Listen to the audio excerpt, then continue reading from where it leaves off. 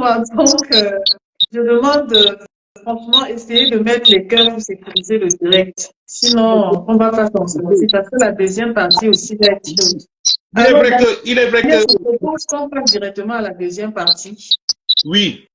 Parce que là, on n'a même pas fait la moitié des questionnaires. Là, il y en avait jusqu'à 40 questions. J'en fais des questions, je m'y mets. Donc, avant de passer à la deuxième partie, Daniel, on va d'abord essayer de comprendre dans ce combat de tout ce qui a été dit à la première partie. Quelles sont les personnes, je ne vais pas dire les personnes parce qu'il ne faut pas citer les gens. Est-ce qu'il y a des personnes que tu n'aimerais plus travailler avec dans l'avenir? Bon, pardon, je m'excuse. En même temps, dans la lutte, on ne peut pas dire qu'il y a des personnes qu'on ne peut pas travailler dans l'avenir. Dans la Envoyez lutte, les cœurs, s'il vous plaît. Envoyez les cœurs, s'il vous plaît. dans la lutte en tant qu'activiste, il faut seulement avoir des personnes qui partagent le même idéal que toi, ça veut dire les mêmes causes. C'est tout ce qu'il c'est tout ce qu'il faut. C'est tout ce qu'il faut. Sinon, je ne peux pas dire qu'il y a des personnes qui ne peuvent plus travailler avec. Je ne peux pas le dire. Je peux pas le dire, mais bon, il faut seulement qu'on partage les mêmes idéaux et qu'on sache qu'est-ce qu'on appelle activisme. Parce que c'est ça le véritable problème. Beaucoup ne savent pas qu'est-ce qu'on appelle activisme. Par exemple, moi, comme ça, là, je n'y vais plus au Cameroun. C'est ça quand tu dis que tu es activiste. Ça veut dire que tu prends les risques. Ma petite sœur est décédée il y a de cela à peine 1 an. Je suis parlé au Cameroun parce que je suis sur une liste. Parce qu'il y a des gens, j'ai vu des gens écrire là, je n'ai pas voulu aborder le sujet parce que j'ai dit que tu as prévu ça, le sujet du tribalisme. Il y a des gens qui disent là que je suis tribaliste. Si, c'était prévu, oui, c'était prévu. Ben, on peut en parler en même temps. Hein. Tu peux enchaîner. Je peux parler au Cameroun parce que je suis sur une liste. Je suis sur une liste. Il y a une liste là-bas au niveau des services secrets camerounais. Quand tu arrives à l'aéroport, il y a une liste. C'est ça qu'on appelle activiste. Un activiste, c'est que tu prends des risques. Tu prends des risques pour des causes que tu ne vas même pas bénéficier. Par exemple, lorsque je participe, que les filles du Koweït soient libérées, est-ce que c'était ma famille? Ce n'était pas ma famille. Lorsque je participe à aider les enfants de mourir comme Ateke, est-ce que c'était ma famille? Ce n'était pas ma famille. Lorsque je prends à cœur la crise anglophone, pendant plus de 2 ans, j'étais parmi les 7 activistes francophones qui parlaient de la crise anglophone. J'ai pris des risques. On m'appelle ambazonien. Je suis fiché au Cameroun par rapport. Il y a la lutte, il y a aussi la crise anglophone. Parce que j'avais des vidéos exclusives de la crise anglophone. Parce que c'est après que des Camerounais francophones ont commencé à parler de la crise anglophone. Mais au début, la plupart des Camerounais francophones avaient peur de parler de la crise anglophone. Alors que je ne suis pas un anglophone. Mais tout ça, c'est l'activisme. Ça veut dire que tu prends des risques. Tu prends des risques. Donc, je ne peux pas dire que... Moi, je peux travailler avec tout le monde, dès lors qu'on a le même idéal. Ben, comment faire pour savoir si vous avez le même idéal? Parce qu'au départ, tout le monde venait pour la même cause. Mais malheureusement, comme tu l'as si bien dit, en chemin, il s'est avéré qu'il y avait des gens qui avaient d'autres visions. Par exemple, adhérer au MRC, faire un mélange de tout. Et ça a posé un handicap pour le combat. Donc, si demain, il t'est arrivé de recommencer avec le combat, est-ce que tu pourras travailler avec tout le monde dans ce sens-là? Parce qu'il faut définir les contextes de la lutte. En bref, même moi, à l'heure actuelle, travailler avec tout ce groupe-là, si c'est dans les mêmes bases, ça ne pourra pas se faire. Si c'est dans les mêmes bases, ça ne pourra pas se faire. C'est pour ça que pour le moment, là, je suis en contact avec des nouvelles personnes, donc on est en train de travailler. On est en train de travailler des stratégies, mais travailler encore sur la même base qui est que tu dois faire allégeance en non politique, tu dois faire allégeance en parti politique. Si ce n'est que les 2 conditions, là, moi, je ne peux pas être d'accord. Moi, je ne peux pas faire une lutte pour un non politique. On ne lutte pas pour un non politique. On lutte, par exemple, en Afrique du Sud. Quand les Sud-Africains luttaient, ils ne luttaient pas pour Nelson Mandela. Ils luttaient pour leur liberté. Ils luttaient pour la fin de l'apartheid. Ils ne luttaient pas pour Nelson Mandela.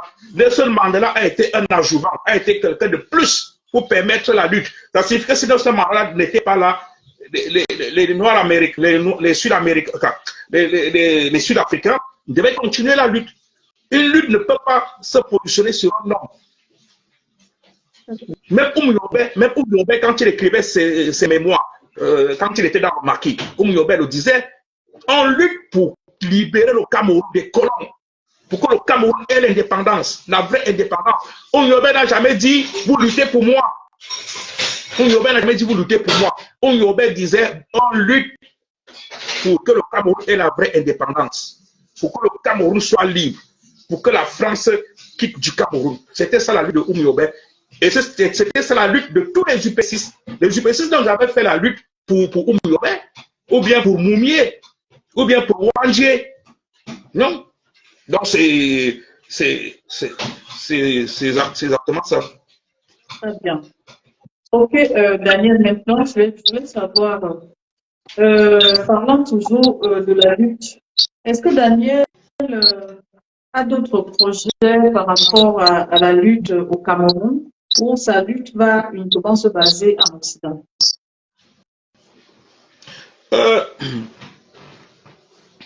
La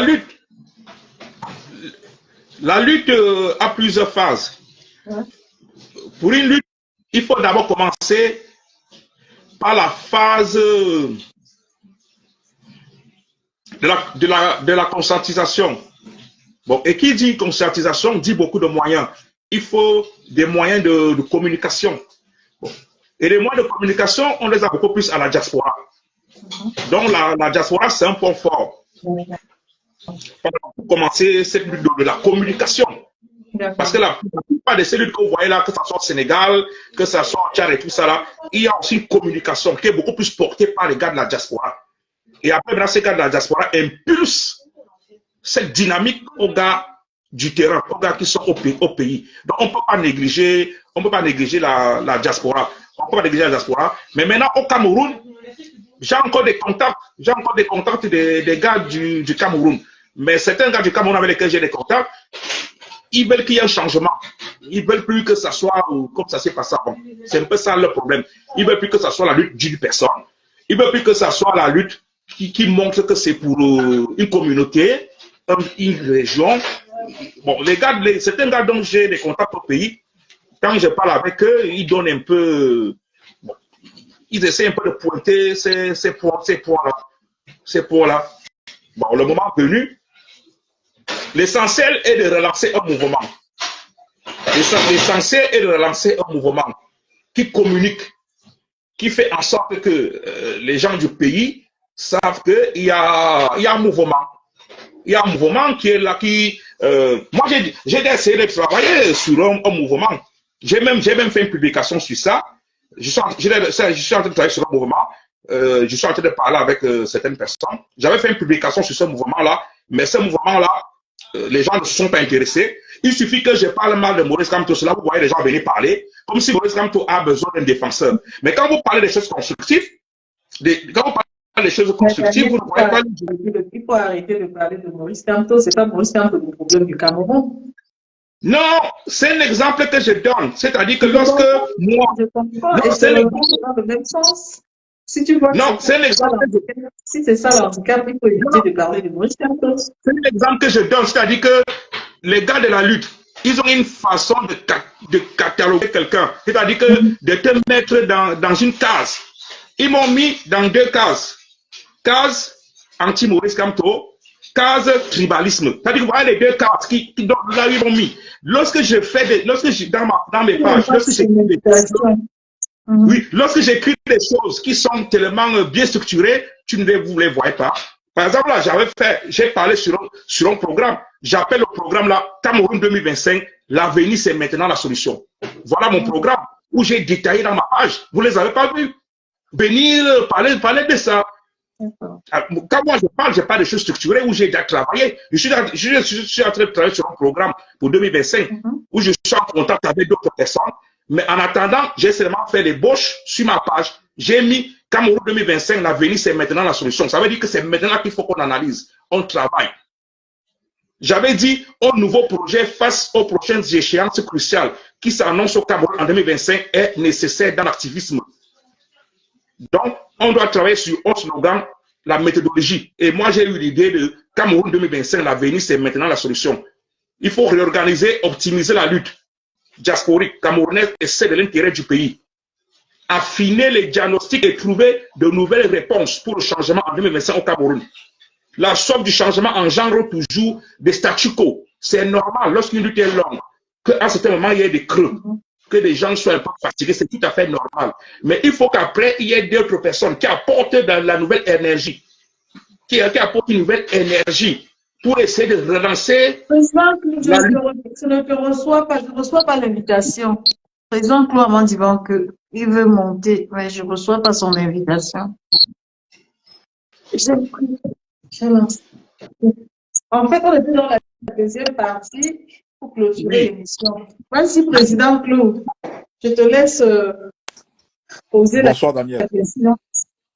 Salut, Daniel. Bonsoir, Président. Bonsoir, bonne année. Bonne année, Daniel. Bonne année. Je t'écoute depuis beaucoup de Merci à temps. vous aussi. Bonne année. Comment tu vas, Daniel? Ça va. C'est un plaisir de t'avoir. Je t'écoute depuis longtemps. Je fais que t'écouter avec beaucoup de tact et de subtilité. Ça fait beaucoup de plaisir que j'ai écouté la genèse de cette résistance que tu as étalée avec beaucoup de véracité. Merci. Il y a certains détails que tu n'as pas voulu développer, mais dans le global, je pense que tu as présenté le préambule de cette résistance dans sa genèse. Et c'est avec beaucoup de fierté que je t'écoute. Parce que, vous savez, la chronologie de la vie, c'est l'histoire. Et quand on relate l'histoire, normalement, la vie avance avec beaucoup de véracité, avec beaucoup de lumière. Ce qui a tué cette résistance, et je pense que Solange, je te dis ici ouvertement, ta prochaine émission, je voudrais intervenir, je voudrais être ton invité. Et je le dis ici devant tout le monde, parce qu'il y a beaucoup de manquements, de mensonges, d'usurpations dans ce combat qui ont fait que la graine novatrice et la graine d'espoir a été tuée. Il y a eu beaucoup de mensonges, beaucoup d'usurpateurs, beaucoup de fakes qui ont tué la quintessence du combat. Parce que quand Daniel présente la genèse de ce combat, c'est comme si je disais cela hier, parce que je l'ai vécu. Je l'ai vécu. J'étais là. C'est depuis 2009, 2008 que j'écris sur les réseaux sociaux. Et voilà pourquoi je connais un monsieur comme Daniel Sissima. Voilà pourquoi je le connais. Parce qu'on écrivait ensemble, avant même qu'on ne parle l'élection. Avant même qu'on ne parle l'élection. On était sur les réseaux sociaux, on écrivait. On faisait des petits coups de gueule sur les réseaux sociaux. Donc, tout simplement dit que je ne vais pas venir ici mettre en doute ce que Daniel a dit. Il y a eu un plan machiavélique dans cette résistance. Il y a eu un plan machiavélique. C'est-à-dire, tu es la nouvelle génération des jeunes combattants qui étaient en train de vouloir faire derrière la résistance.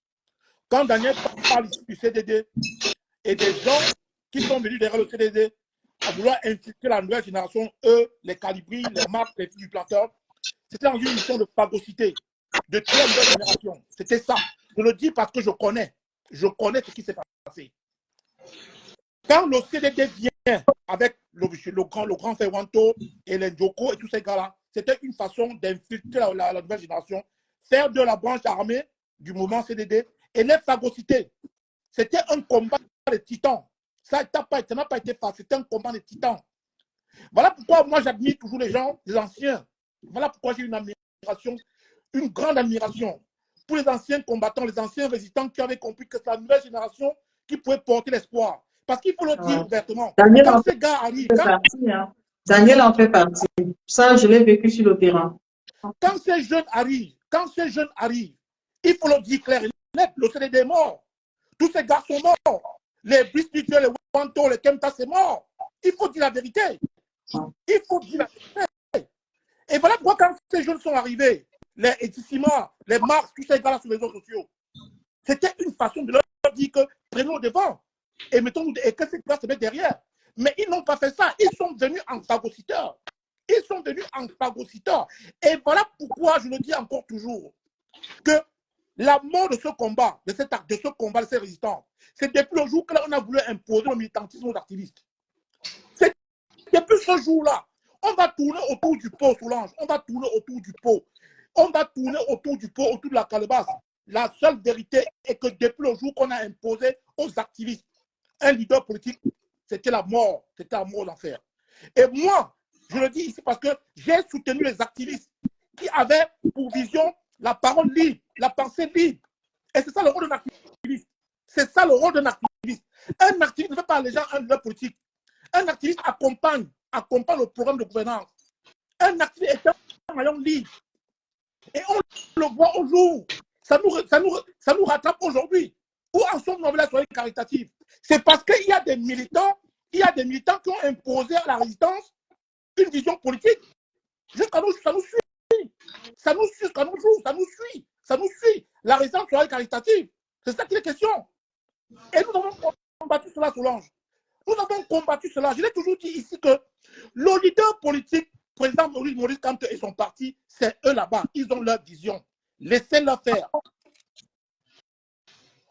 Moi, j'ai vu à Paris, ces jeunes être interdit le micro.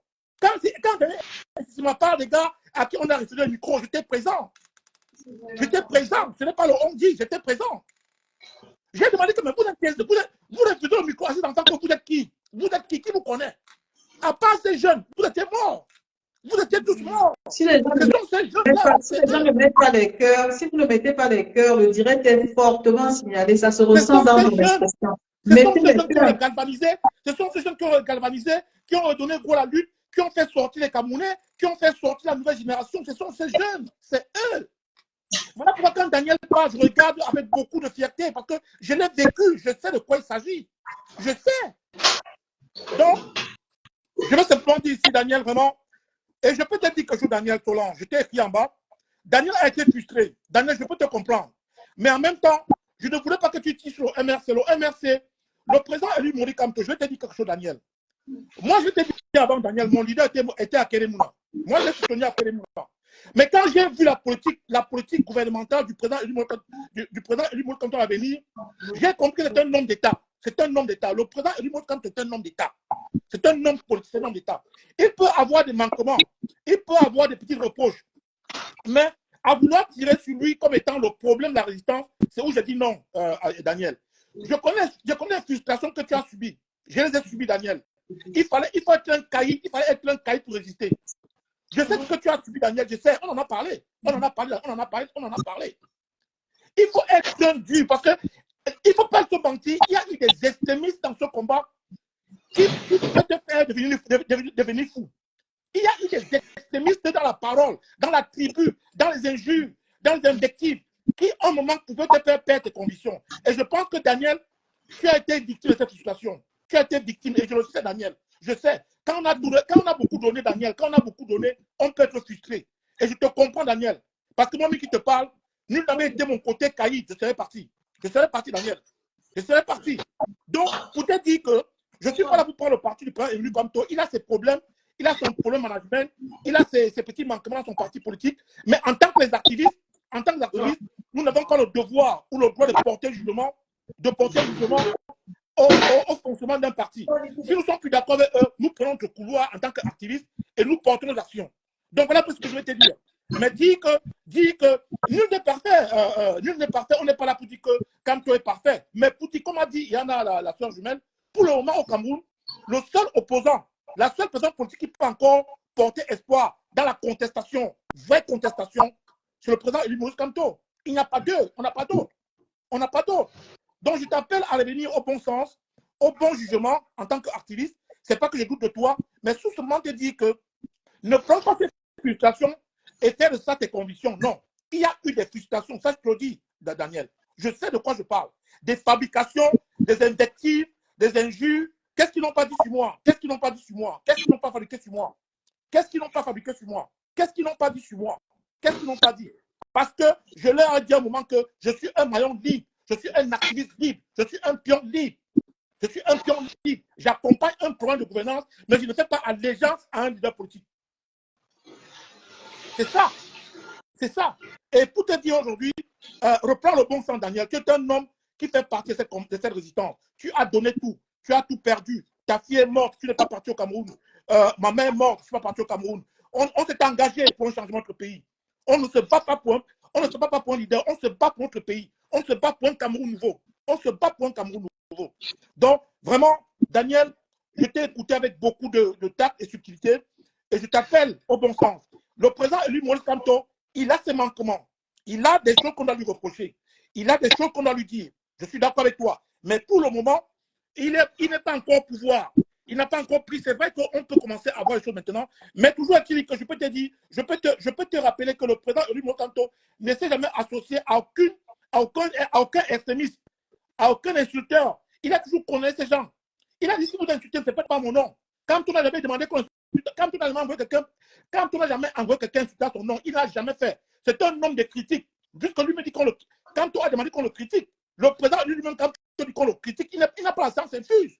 Lui-même l'a dit. Le président lui-même l'a dit. Il a dit clair qu'il n'a pas la science infuse. Donc, je veux simplement te dire que ne te fie pas trop à ces extrémistes de la tribu, des convictions, des gens qui disent n'importe quoi, qu'on n'est pas d'accord avec eux, qui vont t'insulter, qui vont te caricaturer. Puisque je suis un des produits, cela, j'ai vécu, j'ai subi cela. Merci, président. Il faut garder le reste pour la prochaine émission. Daniel, pour conclure, je t'appelle au bon sens. Je te rappelle au bon sens, Daniel, reprends ton bâton de conviction, de combat. On se bat pour notre pays. On veut rentrer dans notre pays. On veut être les enfants de ce pays. Même quand on nous pousse, même quand on nous chasse. Nous aimons ce pays. Mais pour te dire honnêtement, sincèrement, Daniel, je t'ai connu, on s'est vu au terrain avec les filles de Lyon, les jumelles de Lyon, on était partout, on était ensemble. Reprends le bon sens, recanalise-toi, quitte cette situation-là et concentre sur ton combat. Voilà ce que je voulais dire. Merci beaucoup. D'accord. Merci. J'ai compris. Quand moi je parle de Maurice Kamto, c'est parce qu'il y a des gens qui me parlent aussi de lui. Et c'est pour ça que je donne mon opinion Mais sur... Ils ont été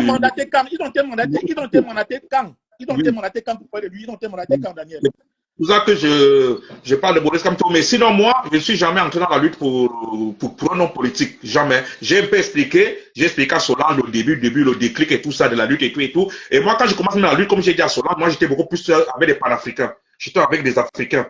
J'étais même pas vraiment avec des Camerounais. Le premier Camerounais que j'ai rencontré dans la lutte, c'était Abdelaziz Moudi. Dans le sens du panafricanisme. C'était Abdelaziz Moudi. On a organisé des manifestations. C'est avec le temps que j'ai commencé maintenant à me mettre à fond dans l'activisme du côté Cameroun. Mais ça fait que moi, je ne me suis jamais engagé pour un homme politique. Mais j'ai soutenu l'homme politique Maurice Kamto.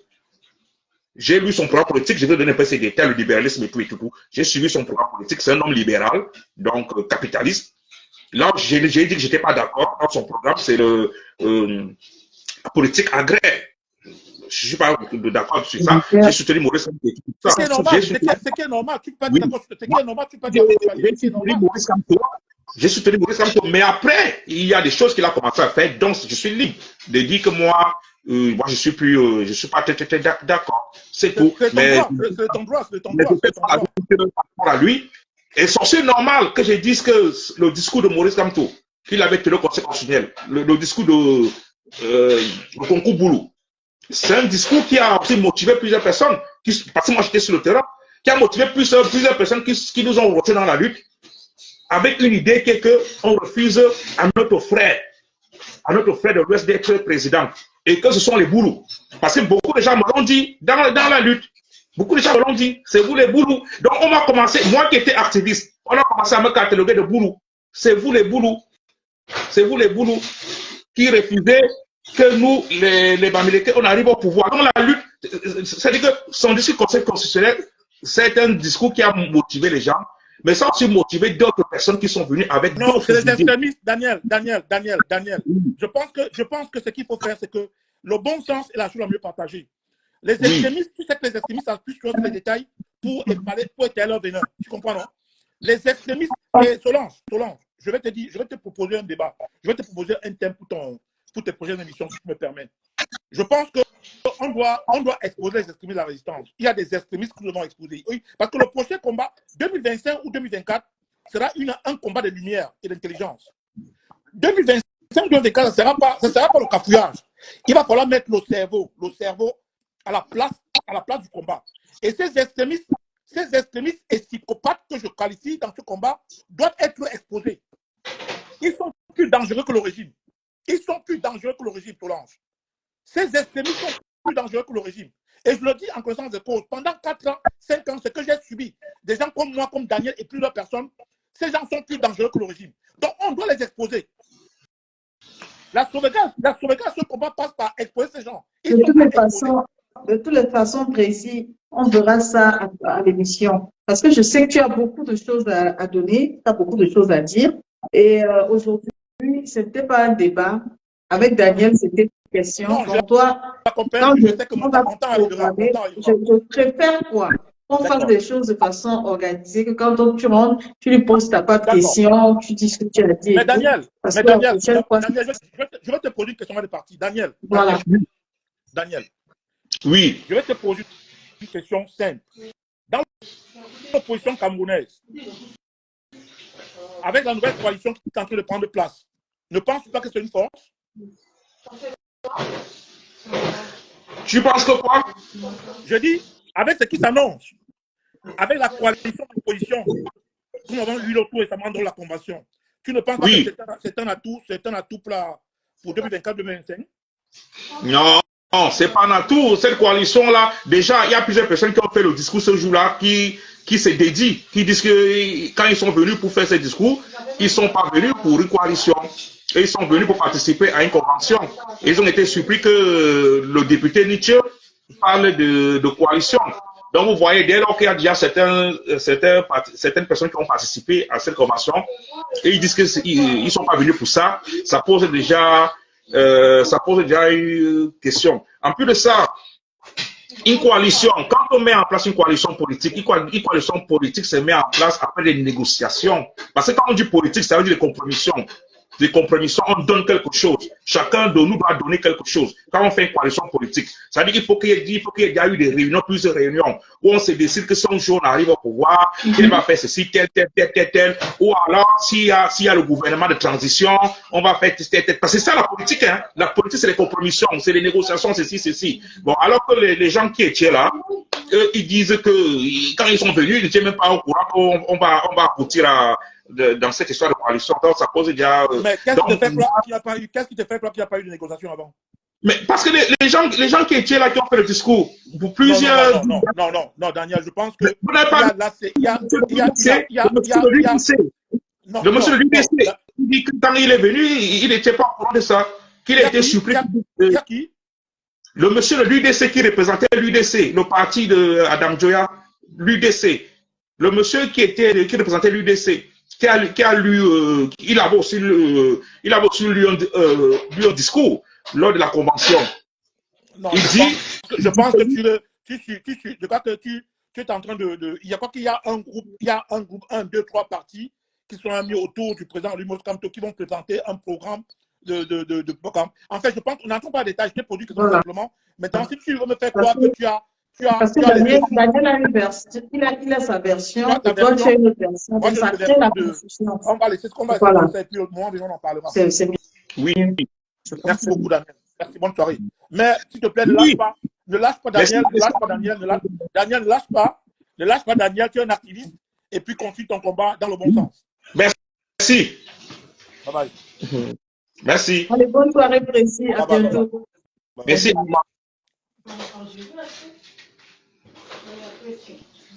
Voilà, Daniel, il y a notre frère Félix, je ne peux ne pas le prendre. Il va être la dernière personne à prendre. Je pense qu'il a une question. Je rappelle que c'est pour poser la question. Ah, donc cette personne n'a pas pu participer. Je n'arrive pas à le prendre. Oui. Donc, on va continuer et rapidement, il faut bien qu'on arrive à la fin de notre émission. Donc, Daniel, maintenant, parle de ton livre qui est intitulé, attends, excuse-moi, ton livre qui est intitulé La base de la nation, de la tribu, l'évolution dramatique d'un groupuscule politique. Pourquoi avoir écrit ce livre, Daniel? Quelle a été ton inspiration? Pourquoi l'avoir intitulé La base? Bon, en bref, premièrement, il faut savoir que chaque lutte doit être écrite. C'est pour ça que j'ai été surpris que lorsque j'ai écrit ce livre-là, au lieu que plusieurs personnes se félicitent même, les gens m'ont plutôt voué aux gémonies, ils m'ont plutôt voué à beaucoup de choses. Ils sont même allés loin jusqu'à appeler des journalistes pour qu'ils ne me prennent pas. Donc, il faut écrire. Même Oumiobe, qui est l'un des grands nationalistes camerounais, Oumiobe étant au maquis, il écrivait. C'est pour excuse un peu. Hein. Bonne année à tous, bonne année Solange, bonne année à Daniel. Oui, je vous écoute. Salut Félix. Donc, je disais que Oumiobe, oui, mes meilleures années. Je disais que Oumiobe, étant au maquis, Oumiobe, il écrivait. C'est ça qui permet que maintenant on peut parler des histoires de Oumiobe. C'est parce qu'il a laissé des traces quand il était au maquis. Donc, je me suis donc décidé à écrire ce livre-là pour expliquer comment a commencé la lutte et pourquoi, en certain moment, cette lutte-là, elle a dévié. C'est pour ça que je parle de groupuscule. C'est pour ça que je parle de groupuscule et tout ça, politique et tout. Elle a dévié. Et qu'est-ce qu'il faut faire pour que cette lutte-là puisse repartir sur des bons rails? C'est un peu ça, la lutte. C'est un peu ça, le livre. Et quand j'ai dit de la nation à la tribu, la nation veut dire nous sommes ensemble. Parce que le Cameroun a d'abord été un pays de tribus, des ethnies, où il y avait des chefs, des chefs, des chefs. Quand les Allemands, c'est les Allemands qui créent la nation camerounaise. Quand les Allemands arrivent en 1884, à partir de Douala et tout, ils vont faire la conquête coloniale jusqu'au nord. Ils vont prendre tout le Cameroun. Ils vont prendre tout un territoire où ils vont appeler ce territoire-là Cameroun avec A. Et ce Cameroun-là, bon, tout ce qu'on a à l'école, on nous a appris là où ça vient, le Portugal et tout. Et c'est Douala qui a d'abord été Cameroun. Parce que quand les Allemands arrivent, ils prennent Douala avec les accords et tout là. C'est Douala qui vont donner le nom Cameroun. Quand ils entrent pour faire la conquête coloniale, ils prennent tout le territoire et il y aura le sang qui va couler. Parce que plusieurs de nos rois ne voulaient pas les Allemands. Ils vont créer donc tout le territoire là, ils vont donner le nom Cameroun. Et c'est là où ça devient donc la nation, qui signifie donc que toi qui étais Douala, toi qui étais le nordiste, toi qui étais de l'ouest, toi qui étais du centre du sud, vous tous, vous êtes déjà réunis à une histoire qui est Cameroun. C'est ça la nation. Donc, en fait, le résumé de ton livre parle de l'histoire de notre pays, c'est ça? Donc, c'est donc ça la nation. Donc, quand il dit la nation, ça signifie que dans la lutte, on était en tant que Camerounais. On n'était pas en tant que tribu ou bien en tant qu'une ethnie. On était en tant que Camerounais. Donc, c'est ça la nation. D'accord. La nation. Il y a un grand constitutionnaliste, Ernest Renard, qui avait expliqué qu'est-ce qu'une nation en 1982. Il avait expliqué. Donc, la nation est plus fondée sur la volonté d'association que sur le caractère ethnique, linguistique ou historique. C'est ça la nation. Vous présenter un échantillon de ton livre, si tu l'as sur toi. Oui.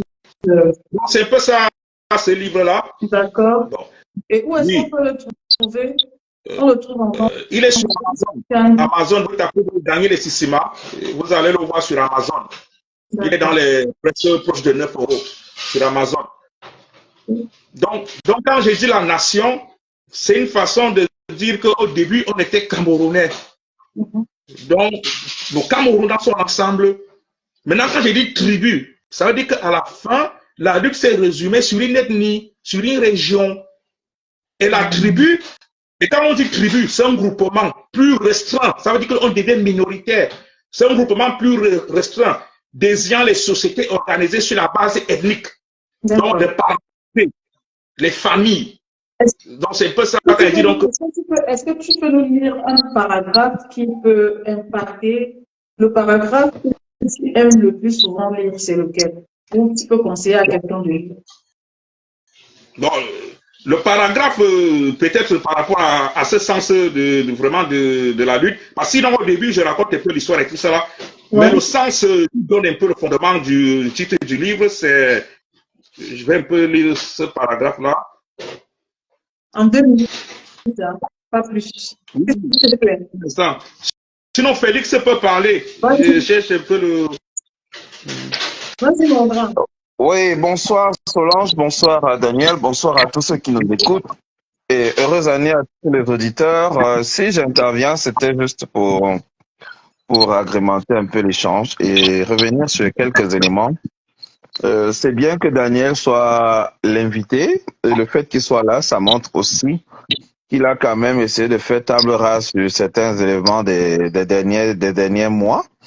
Parce que je sais qu'il s'est fait lyncher sur la toile pendant un bon moment.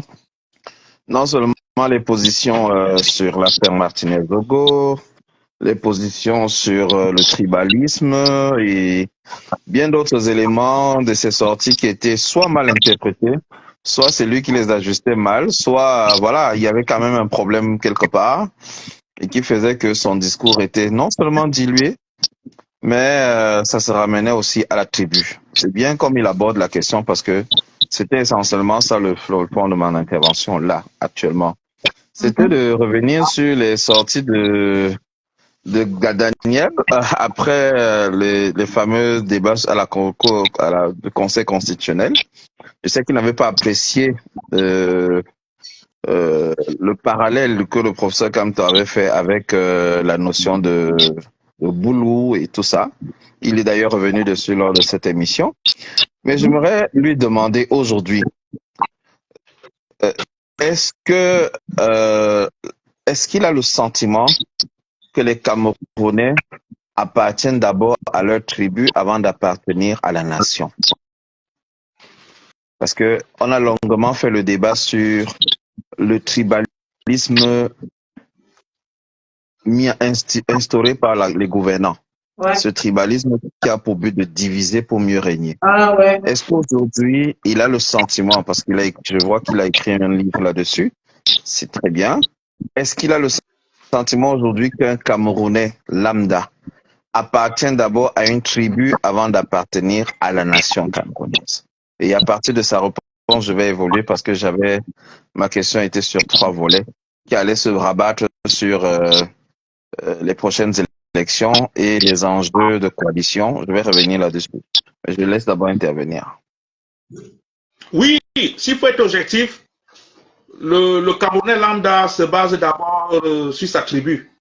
Et le problème vient de l'éducation. C'est pour cela que nous qui avions l'avantage de sortir du pays, ou nous qui avons l'avantage un peu de faire certaines recherches et tout ça, là, c'est à nous d'apporter ce changement-là. Mais pour être honnête, les Camerounais se présentent d'abord par leur ethnie, leur tribu.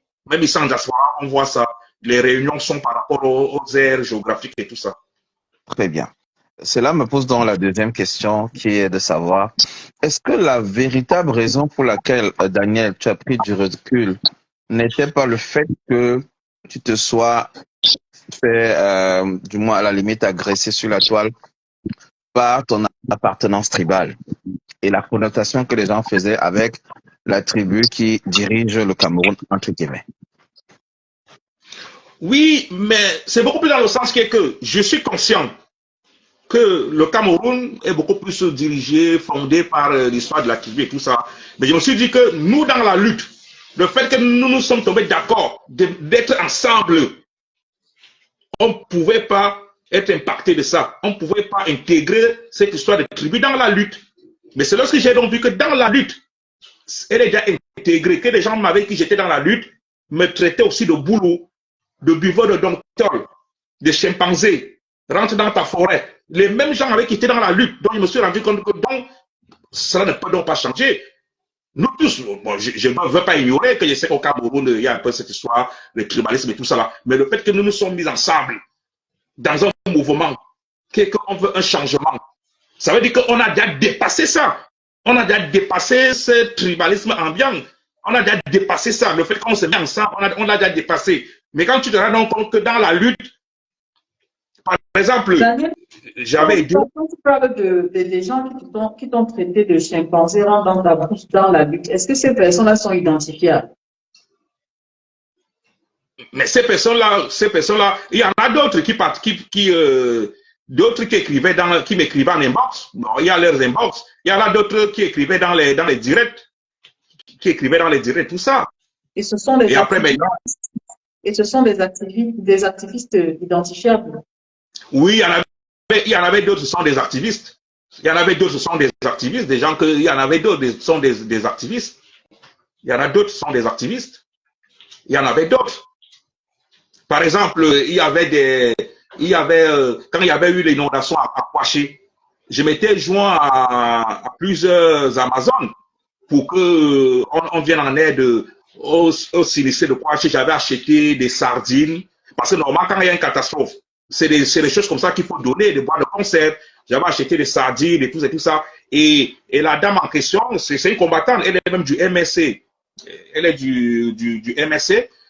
Maintenant, quand elle partageait donc ces biens-là, elle dit donc merci à Daniel qui a envoyé les sardines et tout ça.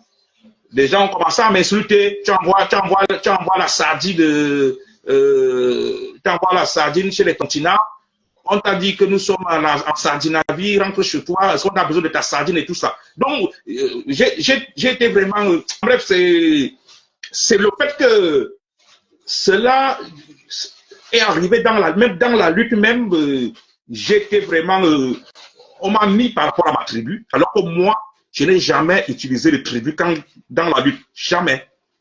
Je n'ai jamais utilisé, j'ai toujours critiqué Paul Biya. Je ne me suis jamais rendu compte que Paul Biya, il est boulot, il est ceci. Jamais, jamais. J'ai toujours critiqué. Quand il faut critiquer Paul Biya, je le critique. Je n'ai jamais mis dans ma tête l'histoire de la tribu, mais la tribu est entrée dans la lutte. C'est pour ça que je posais la question, Daniel, et je suis content que tu aies répondu avec beaucoup de franchise, parce que ça dénote qu'il y a quand même ce paramètre qui a joué dans tes interventions plus tard. Ce qui fait qu'en réagissant, tu étais plus dans la défensive, que tu as pu, à certains moments, oublier un peu ta lucidité, ton objectivité, et tu avais parfois besoin de passer le message à ceux-là qui faisaient le rapprochement avec le tribalisme. Donc, ce sont ces paramètres qui ont, à mon avis, créé cet éloignement, cette distance. Et je te pose maintenant une autre question pour qu'on aille dans le sens un peu plus de la coalition, de la mise en commun. Est-ce que tu penses aujourd'hui que les forces vives, activistes camerounaises à travers le monde pourraient, dans un mouvement, se parler, mettre en place de nouveaux projets, booster davantage le peuple camerounais à prendre conscience des enjeux électoraux, par exemple, ou alors d'autres enjeux qui vont les pousser à s'autodéterminer? Est-ce que tu penses qu'aujourd'hui, c'est possible sans tenir compte, en faisant abstraction au tribalisme, justement? C'est possible, mais je ne sais pas si on peut faire abstraction au tribalisme. Le véritable problème entre nous, c'est le tribalisme. Mais d'une part, on peut le faire parce que je vous dis, comme j'ai expliqué à Solange au début, le mouvement là, au début, il n'y avait pas le tribalisme. Quand on arrivait dans des villes pour boycotter les artistes, il y avait plusieurs Camerounais qui nous accueillaient, qui nous invitaient chez eux. Il y avait toutes les ethnies. Les calibris, les masses, ils peuvent vous en témoigner. Il y en avait plusieurs. Même la sœur Laine qui a participé là, elle peut en témoigner. Il y avait plusieurs ethnies qui étaient quand on faisait des manifestations, des boycotts, il y avait toutes les ethnies qui étaient là. Et il nous invitaient chez eux. Donc je me dis qu'on peut toujours. Mais après, est-ce qu'on va arriver à ne pas plonger dans le tribalisme? C'est un peu ça. C'est qui tue. Il faut avouer que tu as aussi été incompris. Donc, tu ne vas pas t'attarder sur le tribalisme parce que le tribalisme, même quoi qu'on dise ou quoi qu'on fasse, les Camerounais conscients aujourd'hui se sont levés pour la libération de leur pays. Donc, le tribalisme, c'est des choses à banaliser à mon avis. Non, quand on dit le tribalisme, c'est quoi? Le tribalisme, il est utilisé par l'homme politique. Ah ouais. Par exemple, le régime au pouvoir utilise le tribalisme. Et par exemple, vous avez demandé que je vous lise si je vous lis le paragraphe, par exemple à Maurice Kamto, le discours que Maurice Kamto avait tenu là, si vous analysez bien, vous allez comprendre que ce discours-là, il a aussi motivé le tribalisme. Par exemple, voilà ce que j'écris le chapitre 3, Kamto et le concours Boulou. La séance du contentieux au Conseil constitutionnel sera homérique, suivie par des milliers de téléspectateurs. Le candidat du MSC s'illustrera par une déclaration aussi inattendue que fracassante. Le concours Boulou de Kamto, voilà ce qu'il dit. Honorable, membre du Conseil constitutionnel, mon nom est Kamto Maurice. Je suis né le 15 février 1954 à Bafoussam, au Bafoussam. ça indique un lieu géographique au Cameroun. Donc, suivant notre nomenclature ethnique, je suis Bamileke. Certains auraient voulu que je vienne ici m'excuser de mes origines ethniques. Non. Dites-moi, s'il faut être Boulou, il faut passer un concours, alors je vais passer ce concours pour devenir moi aussi Boulou. Bon, voilà ce que Maurice Kamto dit. Il est vrai qu'avant Maurice Kamto, il y a Grégoire Rona, le ministre qui est décédé aujourd'hui là. Mais, il a dit. Je t'arrête un peu. Tu sais, dans ce genre de choses, c'est Joseph Rona qui est décédé. S'adresser à une cible bien précise. Hein? Maurice Kamto s'adressait à une cible bien précise. Pourquoi? Pas Grégoire. Oui. Il avait aussi dit que. Non, j'ai confondu. Lors du Conseil constitutionnel, c'est dans mon livre, lors du Conseil constitutionnel, il y a donc Grégoire Rona. Oui, Grégoire Rona lui a aussi répondu que viennent faire Boulou et Bamileke ici. Donc ça, c'est lors du Conseil constitutionnel. N'empêche, le message était déjà passé. Je suis Bamileke et je suis discriminé parce que je ne suis pas Boulou. Voilà le message. C'est-à-dire que quand Maurice Kamto fait ce message-là, quand il tient ce discours-là, en substance, c'était ça le message. Je suis Bamileke, je suis discriminé parce que je ne suis pas Boulou. Cela a motivé plusieurs personnes de mettre en avant vraiment que les Boulous, en général, veulent confisquer le pouvoir. Ils ne veulent pas qu'un Bamileke arrive au pouvoir. Et des personnes sont descendues vraiment sur le Boulou qui est simple, par exemple, comme ça là. Parce que le tribalisme, c'est les politiques qui alimentent le tribalisme. Et j'ai donc écrit parole de ralliement pour les ressortissants de l'Ouest. Cette déclaration de Kamto Maurice, à mon deux visions, a produit l'effet d'un cri de ralliement aux oreilles des Bamileke comme lui. On a envie de dire qu'ils y ont répondu 5 sur 5. Après celle-ci, en effet, les rangs du MSC se sont mis à gonfler en France et dans toute l'Europe. Bon, ça c'est un peu mon paragraphe où j'explique un peu ça par rapport à mon livre. Le rapprochement politique du MSC par les ressortissants de l'Ouest dans la diaspora, jusqu'à là plutôt insensible au discours tribal. La diaspora camerounaise en France et dans tout le monde occidental a été atteinte de plein fouet par la déclaration de Kamto. Donc, voilà un peu... Bon. Sinon, le livre, il est disponible. Daniel, est-ce que tu n'as pas écrit ce livre sous le coup de la colère ou de l'émotion? Parce que quand on te lit, quand on t'entend dans le fond... Merci Solange. C'est là que je venais. On a l'impression que tu te venges, tu te sers des propos de tes confrères, de la tribu, de tout ce qui a été dit pour sortir un livre en réponse à ces personnes. Est-ce que tu te sens ciblé par les propos politiques? Tu es un activiste. Maurice Kamto avait une cible, Daniel. Est-ce que tu étais sa cible, toi? Non, le livre s'y raconte la vérité. C'est des choses que j'ai vécues sur le terrain. Dans l'activisme, il raconte la vérité que j'ai vécu sur le terrain. Mais dans ton livre, tu ne parles pas de ton vécu sur le terrain, tu remontes l'histoire sur Kamto. Ce qui fait que... Là, c'est le chapitre 3. Sinon, j'ai des chapitres qui parlent du terrain, et tout et tout. J'ai plusieurs chapitres qui parlent même de l'histoire même de la lutte. J'aimais que la lutte a commencé en 2016.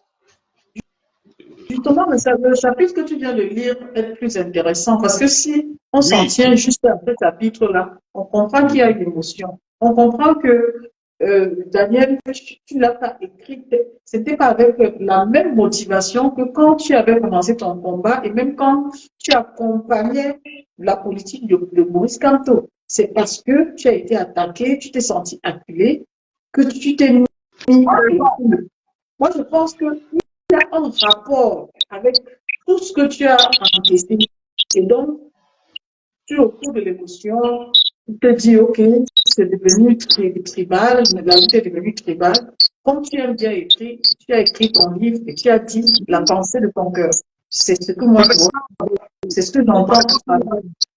Par exemple, il y a le chapitre 2, la présidentielle de 2018 et le soutien à l'opposition. Comme je disais au début, Lorsqu'on survient le scrutin présidentiel 2018, le groupe informel qui organisait déjà des manifestations en France, notamment à Paris, décide de faire davantage, à savoir de prendre position. Donc le groupe qu'on avait déjà organisé et tout là, depuis là, opposition à la candidature de Paul Biya. Il se prononce officiellement contre une énième candidature de Paul Biya à la magistrature suprême. Les arguments avancés sont classiques et connus. Longévité au pouvoir et bilan insatisfaisant. De très nombreux Camerounais de la diaspora sont de cet avis. Ils ne subissent pas la propagande qui règne au pays. Ils viennent de vivre un changement de président de la République en France. Ces derniers n'avaient qu'un mandat de 5 ans, dont Hollande, et non de 7 comme au Cameroun. Bien mieux, il n'a même guère jugé bon de se porter à nouveau candidat. Avant lui, notre président de la République n'a effectué qu'un mandat. En d'autres termes, en l'espace de 10 ans, ils ont vu défiler 3 présidents de la République en France contre un seul en plus de 30 ans au Cameroun. Ils veulent du sang neuf, a tout dit. Ils rêvent de changement. Ils rêvent de nouvelles figures dans le gouvernement.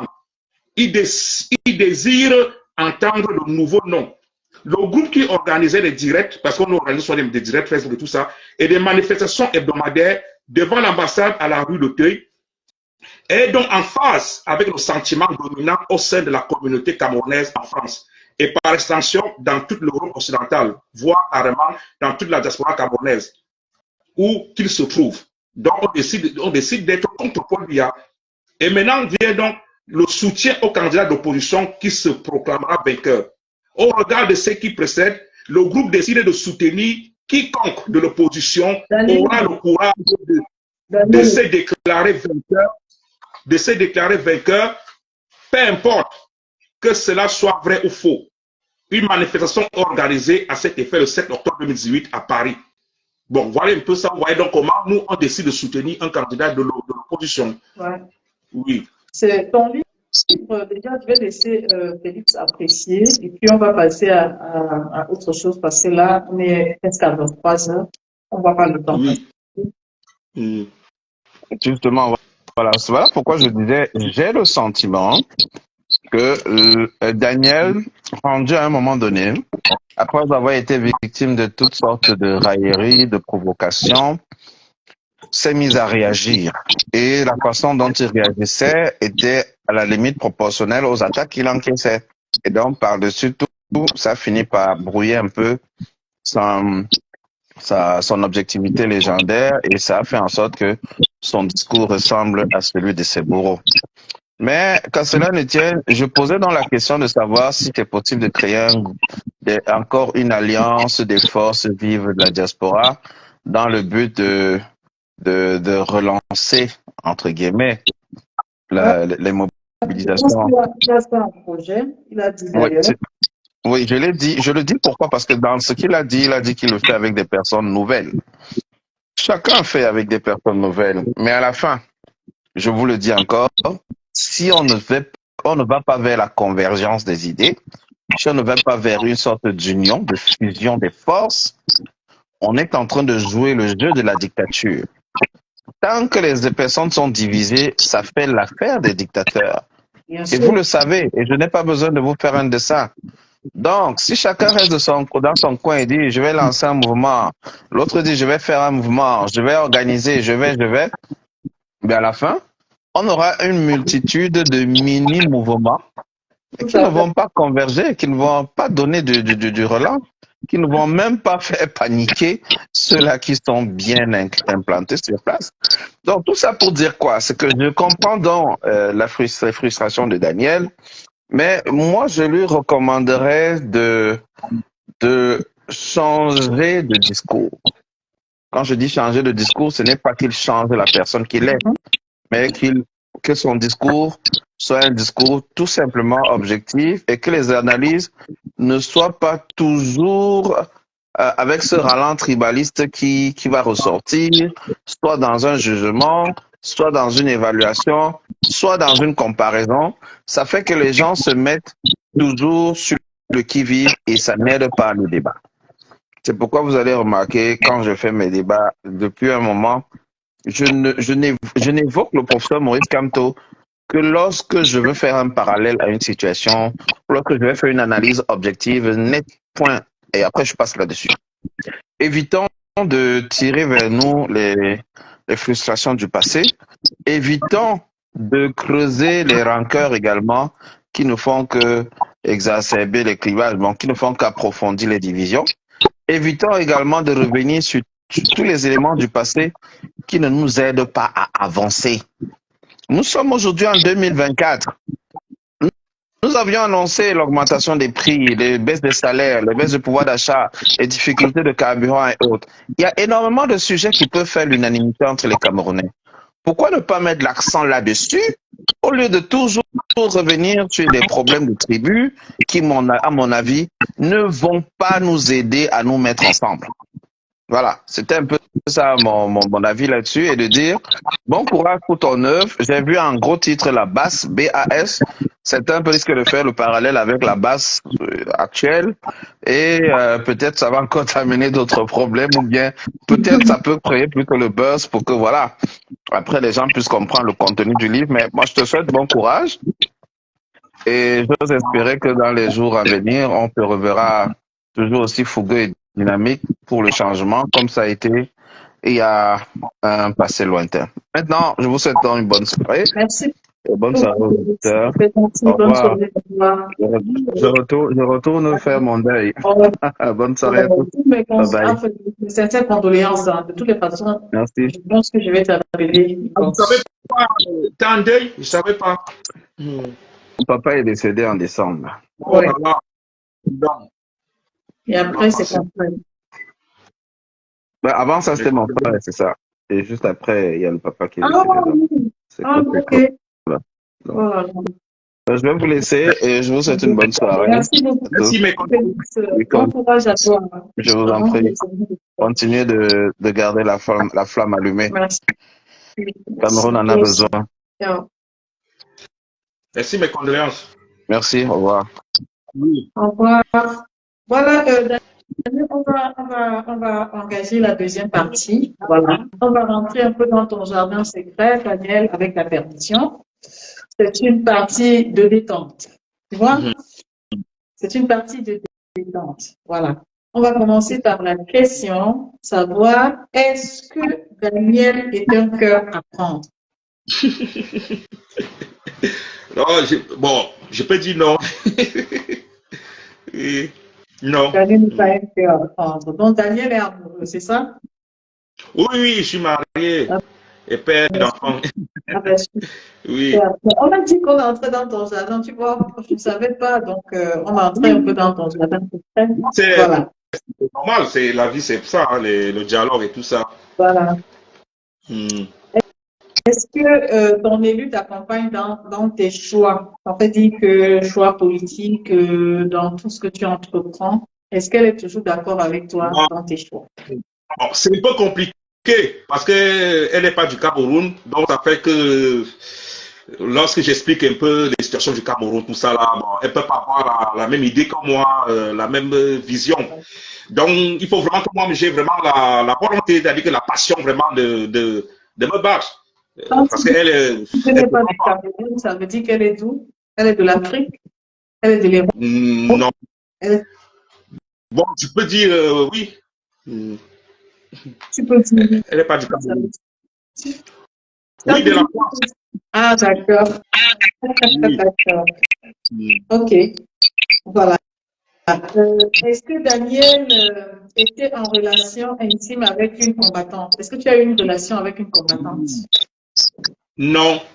Non, ça ne m'a pas vraiment trop intéressé. Mais il est vrai que bon, dans la lutte, il peut y avoir des occasions, des rencontres et tout ça là. Mais maintenant, ça dépend de toi si tu veux pousser ou pas. Mais moi, non, ça m'a pas vraiment intéressé. Parce que je me dis que c'est même aussi bien. C'est ça qui me permet de parler. Dans la lutte, je peux parler comme je veux. Personne ne peut sortir des choses sur moi. Parce que personne ne peut raconter des choses sur moi. Dans ce sens-là.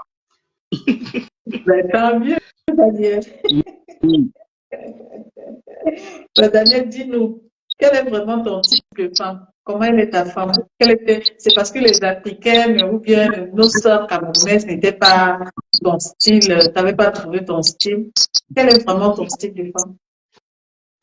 Bon, le style de femme, il est vrai que quand on est encore plus jeune, on peut avoir une autre vision de la femme. Après, au fur et à mesure de l'âge, on prend une autre vision. Mais après, la première chose même de l'amour, c'est le premier contact. Ce premier contact, la façon de se comprendre dans les idées et tout ça. Et après, le reste vient. C'est ça. Après, Bon, maintenant, le tu sais, reste des vient. petites questions comme ça détend un peu l'atmosphère. Bon, Ouais. on va aller chercher qu'est-ce que tu détestes chez la femme ou chez ta partenaire. Qu'est-ce que tu détestes chez elle? Bon, je sais pas, dire détester, pas vraiment. Après, peut-être Ouais, ça peut avoir, il peut y apprécier. avoir Tu ne peux pas détester, je veux dire apprécier. Ce que tu des n'apprécies pas. comportements.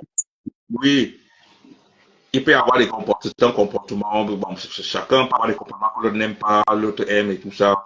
Bon, c'est un peu. Ben, Daniel, tu ne vas pas nous dire que ta femme est ta première. Mais qu'est-ce que tu penses de ton ex? T'as eu une ex quand même. T'as eu une ex? Ex, bon, ex, vraiment. Alors, ce qui est sûr, c'est que soit on en a eu des copines avant, des copines et tout, mais après, après, il y a des choses qui permettent, qui font en sorte que peut-être on ne pourrait pas aller plus loin. C'est un peu ça. Déjà, quand on est ici en Europe, il y a des choses qui changent un peu au niveau de l'amour. Beaucoup de choses changent. Tu peux être ici en Europe, tu peux me rencontrer une fille, surtout celle du pays. Ce n'est plus les mêmes positions. Elle va te dire, moi j'ai ma famille, moi j'ai ceci, moi j'ai ceci.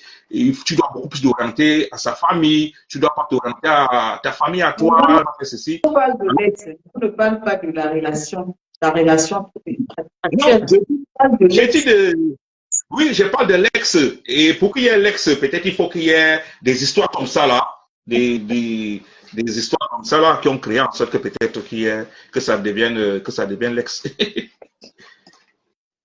D'accord. Maintenant, on va continuer. Et qu'est-ce qui te rend le plus heureux quand tu es avec ta du ciné? Bon, plus heureux, c'est bon, lorsque nous sommes sur un sujet où on se comprend. C'est ça, c'est ça qui est le plus heureux. Parce que quand vous ne vous comprenez pas, vous ne pouvez pas être heureux. Bon, lorsqu'on est sur le même diapason, le même sujet, là, on peut être heureux. Bon, après aussi, comme il y a aussi des enfants, bon, le fait qu'il y a des enfants, le bonheur de l'amour, ça prend beaucoup de compartiments à ce moment-là. Il n'y a plus que vous. Vous devez aussi mélanger le bonheur des enfants et tout ça. C'est ça qui s'ajoute. Qu'est-ce que tu penses des benguistes qui vendent les rêves aux filles africaines, aux femmes africaines? Bon, il est vrai que, bon, selon moi, je n'ai pas grand-chose à leur dire. Chacun a sa façon de voir la vie. Mais d'une part aussi, ça fait du mal au pays. Parce que quand tu arrives au pays, le fait de ne pas dire la vérité, tu manques du rêve, du rêve. Et il y a beaucoup de Camerounais ou de Camerounaises qui risquent leur vie pour ça. Ils croient que c'est facile. C'est facile. Moi, comme ça, là, quand je dis que moi, je suis un activiste, j'ai été combattu par plusieurs commissaires au Cameroun. Parce qu'il y a un réseau, je ne sais pas si ça existe encore, il y a un réseau de faire voyager des Camerounaises pour venir être des femmes de ménage au Koweït, à Dubaï et tout ça. Après, vont être des prostituées. Dès qu'elles arrivent, on retire les passeports. J'ai combattu ça, où beaucoup de commissaires me combattaient au pays. Ils me menaçaient. Parce que c'est un réseau. Et tout ça, c'est pourquoi? Parce qu'il y a certaines filles, certaines influenceuses qui vont à Dubaï, qui vont au Koweït, elles se filment dans des bons trucs, la plage, bateau, parti patata, et elles vendent nos rêves. Il y a beaucoup de gens Camerounaises qui se disent qu'elle va venir à Dubaï, elle va venir au Koweït, elle va vivre la belle vie, alors que non. Quand elle arrive, elle va être esclavagisée, elle va être mise dans, elle va subir des viols et tout ça. Donc, c'est pas bien de vendre ce mauvais rêve-là. Est-ce que Daniel était un bon père et un bon mari pour sa famille? Ça veut dire que tu es un bon père pour tes enfants, un bon époux pour ta Là, maintenant, c'est mais d'un côté, les petits moyens que j'ai, j'essaie d'être proche des enfants, tout ça. Je crois, hein, je crois. Bah, je crois. Hein. Déjà, moi, c'est beaucoup plus l'activisme qui m'a beaucoup plu. Bon, déjà pour le moment, ils sont un peu contents. Pour le moment, là, je suis plus trop vraiment à fond dans l'activisme. Mais bon, mais sinon, je crois que je peux être. C'est à eux de dire vraiment si je suis bon ou pas. Mais je crois que quand ils ont besoin. Quel est ton plat le plus préféré? Qu'est-ce que tu aimes bien manger? Ton plat le plus préféré, c'est quoi? Bon, mon plat le plus préféré, c'est le coq. Mais il est vrai que j'ai du mal à le manger ici, là, parce que, bon, c'est pas comme au pays. j'ai du mal à le manger ici. Hein? C'est pas comme des feuilles. C'est des feuilles qu'on trouve au pays. Ouais. C'est des feuilles. Tout ça, on les découpe en petits morceaux. Et après, on va mélanger ça avec l'arachide grillé qu'on a écrasé, et avec les noix de palme. Les noix de palme qu'on va mélanger avec de l'eau. Cette sauce-là, on mélange dans ça. C'est bon, hein? On fait le korma avec le bâton de manioc. Bon, des fois, on me l'envoie souvent ça du pays, ou alors des fois, quand j'ai le temps, peut-être Château Rouge. Mais bon, je ne mange pas ça facilement, mais c'est ça que j'aime lorsque j'ai la possibilité de le manger. D'accord. Ok. Maintenant, on sait tout de Daniel. On sait que Daniel n'est pas un cœur à prendre. On sait que Daniel est amoureux. On sait que voilà. On sait tout ça de Daniel. On va sortir du direct en parlant des personnes, des choses qui peuvent nous aider aussi. Maintenant, je vais te demander quel est le rôle de la société civile à cette élection ou bien aux élections qui arrivent en 2025. Par contre, c'est toujours 2025 ou avant. Je ne sais pas pourquoi, depuis un moment, on a l'impression que ça peut arriver avant 2025. Non, la société civile, normalement, c'est un ensemble. C'est un ensemble de forces vives d'un pays. Donc la société civile, ça peut être des ONG, ça peut être des syndicats, ça peut être des Abba Salam, ça peut être des chauffeurs de taxi, ça peut être les étudiants, tout ça. Mais il faut assembler ces forces vives-là. Il faut que ces forces vives-là s'assemblent. Chaque fois que Paul Biya a toujours été inquiété, c'est parce que ces forces vives-là se sont mises ensemble, comme les périodes de 90, 91, 92, même en 2008 aussi, même ce qu'on a eu à faire ici à la diaspora, les forces vives, on a essayé de se mettre ensemble. Nous tous, on était ensemble. Il y avait des intellectuels et tout ça, il y avait des gens, il y avait le professeur Yamsi, il y avait tout le monde, on s'est essayé de se mettre ensemble. Donc, il faut que ces forces vives-là, si ces forces vives-là peuvent se mettre ensemble, peut-être ça peut être un atout en 2025.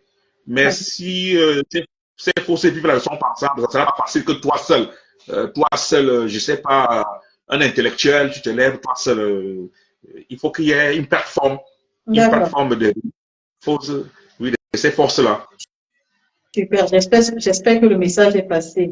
Alors, quel est ton avis sur la situation des prisonniers politiques? La situation des prisonniers politiques, c'est une situation alarmante. C'est une situation que moi j'ai toujours eu à critiquer. Il y a même plusieurs prisonniers politiques qui sont en prison, donc je suis en contact avec eux. Bon, mais je ne vais pas raconter de temps en temps des petits trucs, qu'ils sont en contact avec eux. Mais bon, là maintenant, on ne peut plus faire grand-chose. Ils ont déjà été condamnés. Donc la seule chose qu'on peut faire, c'est qu'ils ont la possibilité de soutenir leur famille jusqu'à ce qu'ils sortent. Parce qu'ils sont déjà condamnés. D'autres ont eu des 7 ans, des 5 ans, des ceci. Ils sont déjà condamnés. Donc, c'est seulement quand il y a la possibilité de venir amener dans la famille. Est-ce que pour ceux que tu côtoies, il y a du regret? Est-ce que ceux que tu côtoies, certains prisonniers que tu côtoies, bien sûr, est-ce qu'il y a du regret? Ils ont un sentiment de regret? Par exemple, je vous avais dit que j'avais participé à collecter l'argent pour le MSC, pour soutenir les enfants des prisonniers politiques. J'avais réussi à collecter, par rapport à l'argent du pays, presque 3 millions. J'avais envoyé. J'avais fait ça avec Marc Seigneur Ivoire. J'avais envoyé l'argent au MSC et le MSC France, ils ont envoyé ça au Cameroun. Ils m'ont envoyé un relevé qui montre que c'est écrit MSC Cameroun. Plus ce que le MSC même avait collecté, normalement, ça devait faire beaucoup d'argent. Mais il y a d'autres prisonniers politiques qui m'avaient contacté pour me dire que leurs enfants n'avaient pas reçu, n'ont même pas reçu des cahiers, rien, malgré l'argent qu'on avait collecté. Donc, ça fait que il y a certains prisonniers politiques, d'autres qui ont un peu de regret de dire que bon, on s'est battu et tout ça là, mais bon, nos familles ne sont pas soutenues. Ce qui veut dire qu'il y a du regret. Oui, il y en a d'autres. Mais après, ils n'auront pas le courage de l'afficher directement dans les réseaux sociaux, hein, dans les vidéos. Hein. Mais c'est quand vous parlez avec eux, certains ont un peu ce regret-là, qu'ils ne sont pas soutenus, qu'ils sont en prison, mais leurs enfants ne sont pas soutenus. J'avais même parlé de ça. Comment est-ce qu'on peut interpréter le fait que l'argent a été envoyé au Cameroun et que tous les prisonniers n'ont pas bénéficié? Comment ça s'est Bon, j'avais essayé de parler de ça à ce gars-là, à le gars du MSA à qui j'avais donné cet argent-là. Il m'avait expliqué que le responsable, c'était le chef traditionnel là, j'oublie son nom, celui qui s'occupait de ça, qu'il est en train de voir que c'est qu'ils sont en train de faire étape par étape. Oui, c'est le chef qui s'occupait de ça, oui, je crois que c'est le oui, je crois. Oui, je crois que c'est lui qui s'occupait de ça. Donc, j'avais parlé à l'occasion du MS à qui j'avais donné cet argent-là. Il m'avait expliqué qu'ils sont en train, parce qu'il avait dit qu'il y en a certains qui disent qu'ils n'ont pas reçu, que leurs familles n'ont pas reçu même des cahiers, rien. Il m'a fait comprendre que, bon, le chef là, il est en train de voir, parce qu'ils sont en train de faire étape par étape, donc ville par ville. Et après ce moment-là, je n'étais plus en contact. Donc, le montant s'est élevé à combien? 3 millions. 3 millions du Cameroun que nous, on avait collecté. Et 3 millions, c'était à partager entre combien de prisonniers? Il y avait combien de prisonniers qui devaient bénéficier? En bref, nous, c'est qu'on est venu en aide au MRC. Le MRC avait lancé une collecte d'argent appelée à Doiseau Rose pour venir en aide aux prisonniers politiques. C'était en 2019, hein, ça date déjà, ça, je crois, 2019. Et maintenant, Max et moi, on a vu que le système que le MRC a mis en marche, ce n'est pas un bon système, ce n'est pas un système qui pourra permettre que les gens collectent l'argent. Parce que c'était quoi? C'était les virements. Les virements bancaires. Ou alors, ils devaient organiser une réunion à Montreuil. Apparemment, le CI s'est montré. Oui. Dans ce jour-là, les gens viendront donner l'argent en espèces ou des chèques. Bon, nous tous, nous sommes Camerounais. On sait que beaucoup de Camerounais, certains Camerounais ont des difficultés. Il peut travailler au noir, il peut travailler, il peut bricoler, comme ça. Ce ne sera pas facile qu'il ait vraiment l'argent pour faire un virement bancaire et tout. Et Max et moi, on a donc décidé de lancer un PayPal. Et le PayPal avait été ouvert pendant une semaine. Parce que le PayPal se terminait par rapport au jour de la réunion qu'ils devaient organiser pour collecter l'argent en espèces. Donc, pendant une semaine, nous, on a donc récolté presque 5 000 euros. Pendant une semaine. Donc, le MSC n'était pas au courant. C'est nous qui avions lancé ça pour venir en aide au MSC. C'est pour ça qu'il dit que moi, j'ai tout soutenu le MSC. J'ai tout soutenu Maurice Kamto. On a donc récolté cet argent. Et après, je suis donc alors entré en contact avec les gars du MRC. Je suis donc entré en contact avec les gars du MRC. Et l'argent était envoyé au Cameroun. Mais malheureusement, tous les prisonniers n'ont pas bénéficié. C'est vraiment dommage. On va continuer. Et entre-temps, eux-mêmes, ils avaient cotisé leur argent par rapport à leur collecte à eux qu'ils avaient eu à faire, eux-mêmes, ils avaient collecté, mais leur argent n'a même pas donné grand-chose, hein, malgré que c'était le MSC, tout le MSC mondial, ils ont reçu, je ne sais pas s'ils ont reçu 5 000 euros, hein, je ne sais pas combien ils ont reçu, mais tout ce qu'ils ont reçu, ils ont envoyé au Cameroun, mais il y a certains prisonniers qui m'ont dit que leurs familles n'ont pas reçu des cahiers. Et j'avais fait part de ça à ce gars en question à qui j'avais envoyé l'argent. Il m'a dit, les gars du pays qui s'occupent de ça, dont le responsable, le chef là, ils sont en train de voir pour essayer de régulariser ça étape par étape et tout. Mais jusqu'aux dernières nouvelles, il y en a certains qui n'ont pas eu même des cahiers. C'est dommage, nous ne saurons répondre à cette question. Donc, on va avancer. Maintenant, quel est le message que tu peux adresser à nos frères anglophones qui aujourd'hui sont en train de subir depuis, on va dire depuis bientôt 7 ans, non? La guerre sévit dans la zone anglophone depuis plus de 7 ans, c'est ça? Oui, la crise anglophone, celle qu'on vit là, elle a commencé en novembre 2016. Novembre 2016, donc on peut déjà arrondir à 7 ans. Oui, 7 ans, voire 7 ans et plus. Oui. Oui, 7 ans. Quel est le message que tu peux adresser à ces personnes qui sont victimes, qui sont aujourd'hui déportées dans toutes les villes du Cameroun? Le message que je peux leur dire, c'est d'être fort. Moi, comme ça, là, peut-être les gens vont dire que je parle que de moi. Il y a plus de, je sais pas, plus de 5 femmes que j'ai déjà fait coucher dans la crise anglophone. J'ai déjà des enfants de la crise anglophone. Vous pouvez voir avec la scène combattante là qui avait eu son pied cassé là à Lyon. Comment il s'appelle Winnie Savannah. Hein? Winnie Savannah. Oui, Willy Savannah. Oui, j'étais en contact avec Willy Savannah parce qu'elle a un côté anglophone. Donc, j'étais en contact avec beaucoup de filles qui avaient été violées de la crise anglophone. Il y en a plusieurs que j'ai permis à ce qu'elles accouchent.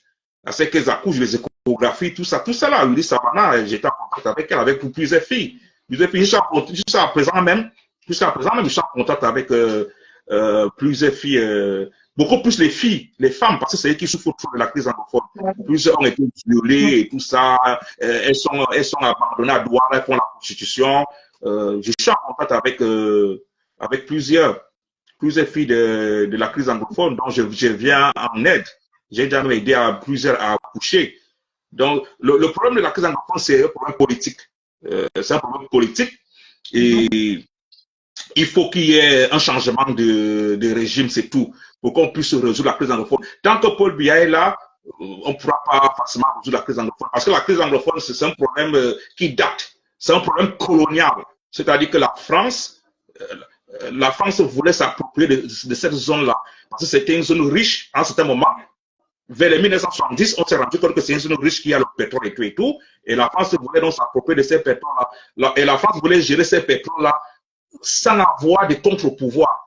Et c'est pour ça qu'ils ont mis fin à la fédération. Il fallait que tout revienne à Yaoundé.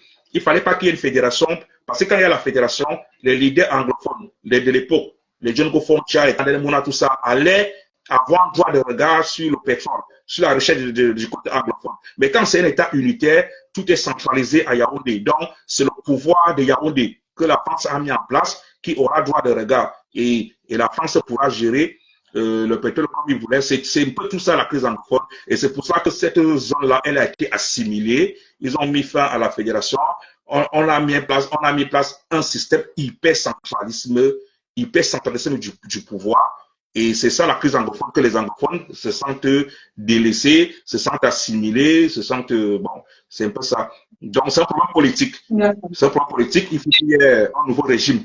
Maintenant, si on te demandait de passer un message aux hommes politiques, alors, à qui est-ce que tu devais t'adresser? Ça dit un message qui peut, voilà, au nom de tous les combattants qui rêvent du changement au Cameroun, on te dit, bah voilà, passe le message aux hommes politiques. Qu'est-ce que tu diras? Et à qui vas-tu t'adresser? Bon, passer un message aux hommes politiques camerounais. S'il faut vraiment faire une bonne analyse des hommes politiques du Cameroun, vous allez vous rendre compte qu'il n'y a même pas vraiment d'hommes politiques au Cameroun. Selon moi, en 2018, en 2018, oui, j'ai dit selon moi, c'est-à-dire qu'en 2018, moi j'ai cru qu'on avait d'hommes politiques au Cameroun, mais quand on regarde maintenant, là, on se rend compte qu'on n'a pas vraiment trop d'hommes politiques. Parce que l'homme politique, c'est quoi? Un homme politique, c'est quelqu'un qui apporte une vision, qui apporte son programme, qui apporte une vision, qui apporte son programme, qui apporte une idéologie. Il n'y a aucun homme à qui tu peux adresser le message, même pas à Jean-Michel Nietzsche, à personne. Tu peux envoyer un message d'interpellation, tu peux les interpeller. Est-ce que vous connaissez l'histoire de Jean-Michel Nietzsche? Vous connaissez l'histoire de Jean-Michel Nietzsche? Quand je vois les gens, ça vous connaissez ce Jean-Michel Nietzsche, Non, avec là, les cartons, on va pas avec les cartons. dans Bon. ce débat, sinon on va pas. Donc, c'est pas ça que je veux dire que, à l'heure actuelle, au Cameroun, quand on regarde bien, c'est même pour cela que Cabral Libi, à ce moment, il avait été soutenu, mais il a déçu. Mais quand vous faites une analyse, vous allez vous rendre compte qu'au Cameroun, on n'a pas vraiment d'homme politique. Pour qu'on ait d'homme politique au Cameroun, il faut que la société civile, c'est-à-dire que, comme j'ai dit là, les ONG, les syndicats, tout cela, il faut que ce côté-là soit fort pour faire en sorte que les hommes politiques qu'on a au Cameroun, que ces hommes politiques-là soient obligés de changer. Parce que vous allez voir que la plupart des hommes politiques au Cameroun, même moi, au début, je croyais par exemple que Maurice Kamto, il est au-dessus. Mais Non, vous allez vous rendre compte que ça veut dire qu'il n'y a pas d'homme politique au Cameroun et tu n'as pas de message à passer. Là, on a pris acte. Maintenant, on va continuer. parce que tous ces hommes politiques-là sont contrôlés par le pouvoir. Tous ces hommes politiques-là sont contrôlés par le pouvoir. Parce que quand on dit le pouvoir n'est pas que Paul Biya. Le pouvoir, c'est le système. Ça devient compliqué. Oui. Franchement. Oui. Donc, c'est un message à leur donner, c'est seulement qu'ils se rapprochent de la société civile. La force d'un homme politique, c'est lorsqu'il a une société civile qui est proche de lui. C'est un peu ça. Qui se rapproche de la société civile. C'est un message, ça. C'est un message d'interpellation et c'est bien. Donc maintenant, on va aller vers les combattants. Si on te demandait de passer un message d'appel aux combattants, on te dit voilà, fais le choix des combattants. Oui, on parle à cœur ouvert. Alors Daniel, on te dit voilà, fais le choix de 10 combattants. Quels sont les combattants que tu vas alerter? Message d'interpellation, voilà, de rassemblement, je ne sais pas, d'action. 10 combattants. Tu dis, OK, après tout ce qui s'est passé, moi, je peux travailler avec tel, je peux passer mon message à tel, à tel. Je vais compter Daniel. Alors, les 10 combattants. Donc, après même, après, il faut faire un choix, même, je ne peux pas vraiment dire, je peux seulement présenter des combattants dont j'ai trouvé que c'est des personnes qui ont de l'estime, c'est des personnes qui ont un caractère, c'est des personnes qui ont une parole. Donc, par rapport à moi, il y a d'abord la générale Barat, la maman gabonaise là, c'est une femme dynamique. Wow. Une femme dynamique, une femme vraiment de cœur. Ouais. C'est une femme qui a pris la cause du Cameroun, mais elle a subi beaucoup de choses, beaucoup des humiliations, des insultes et tout ça, tellement des choses. C'est une femme vraiment forte. C'est normal. Après, quand on est leader, il faut s'attendre à prendre des coups. Ça, c'est rien, c'est normal. Ouais. Après, Calibro, malgré que les gens vont raconter, moi, quand je parle de quelqu'un, je parle de quelqu'un avec le vécu, avec ce que moi j'ai vécu avec toi. Je ne suis pas là pour regarder ce qu'on a de côté. Calibri, c'est un bon combattant. Lui, au moins, on a commencé à zéro, on a fait beaucoup de choses. Il y avait des moments quand moi, je pouvais parler, lorsque j'étais au prix, que je peux parler, prendre la déclaration de manifestation, je lui demandais, il partait à la préfecture de Paris, il partait récupérer la déclaration et tout. Calibri et moi, on était tellement en contact. C'est vraiment quelqu'un, moi, je n'ai aucun souci avec Calibri. C'est quelqu'un que je peux travailler avec lui. Je peux travailler avec lui. Bon, même comme si les gens vont me dire que ce n'est plus comme avant, maintenant, mais bon. Est-ce que tu es là pour les gens, Daniel? Tu dis ce que tu penses. Et les gens, oui. Après, ça ne s'intéresse pas. Alors, après, troisième personne. Il y a Max Seigneur Ivoire. J'ai Max Seigneur Ivoire. Max Seigneur Ivoire, c'est quelqu'un d'intègre. Parce que moi, je parle par rapport à ce que j'ai vu. Il y a une jeune fille qui avait été brûlée au Cameroun par sa grand-mère. Elle s'appelle la petite Alima. Ça fait qu'elle a été amputée, amputée du bras. Ouais, je ne sais pas si c'est le bras ou bras gauche, je ne sais pas.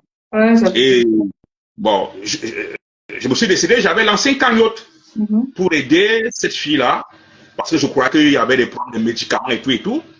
J'ai lancé la cagnotte. De mon côté, la cagnotte donnait déjà 1000 euros et tout ça.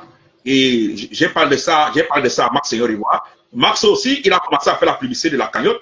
Et la cagnotte est montée. Ça fait que la cagnotte, on avait récolté près de, je crois, 5000 euros, 5000 euros comme ça de la cagnotte pour aider la petite fille. Pour aider la petite fille. Et c'est moi qui avais reçu l'argent. Mais sauf que il y a un monsieur qui avait voulu, qui a adopté l'enfant, mais il n'a pas voulu faire des choses comme moi je voulais. Jusqu'à présent, j'ai l'argent de la petite fille là.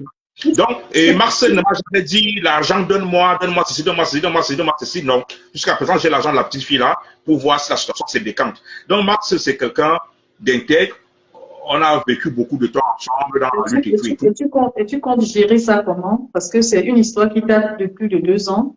Alors, depuis que tu as l'argent de la petite fille, tu comptes gérer comment?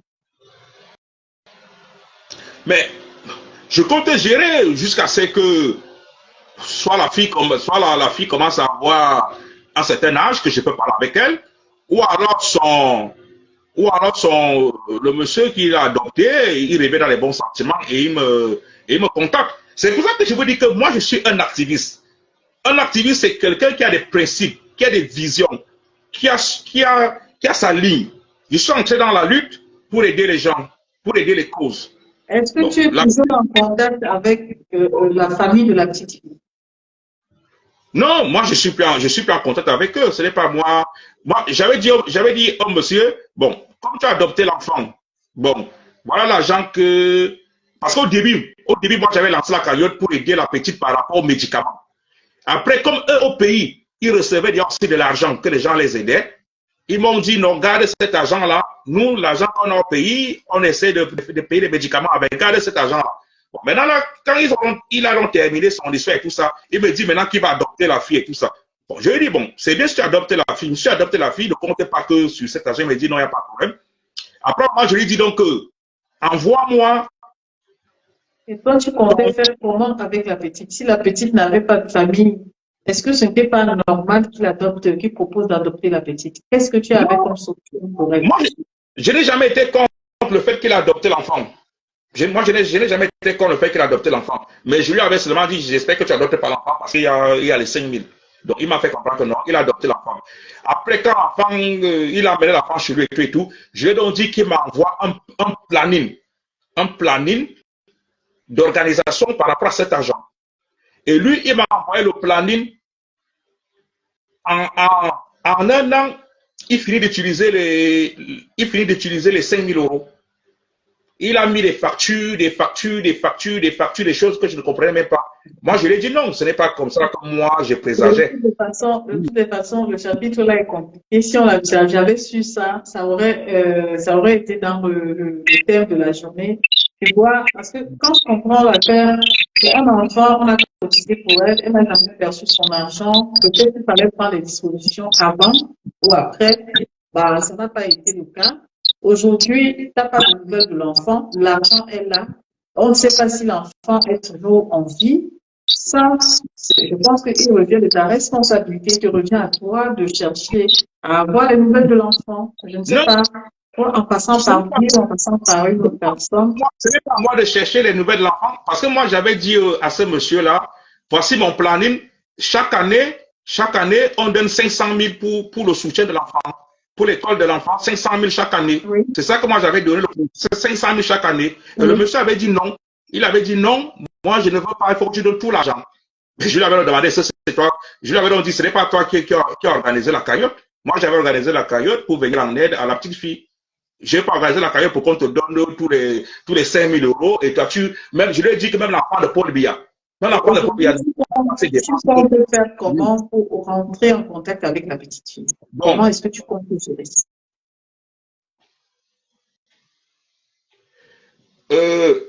Bon, les gens disent que je n'ai pas compris. Non, tout ce que moi je vous parle là, les gens qui ont participé à cette cagnotte-là sont d'accord. Et ce sont même eux qui m'ont dit de garder l'argent. J'avais fait toutes les publications. J'ai fait tous les détails, tous les comptes rendus, tout. J'ai même fait un live où je leur ai expliqué tout. Je leur ai dit, qu'est-ce que vous en dites? Est-ce que j'envoie l'argent à ce monsieur-là?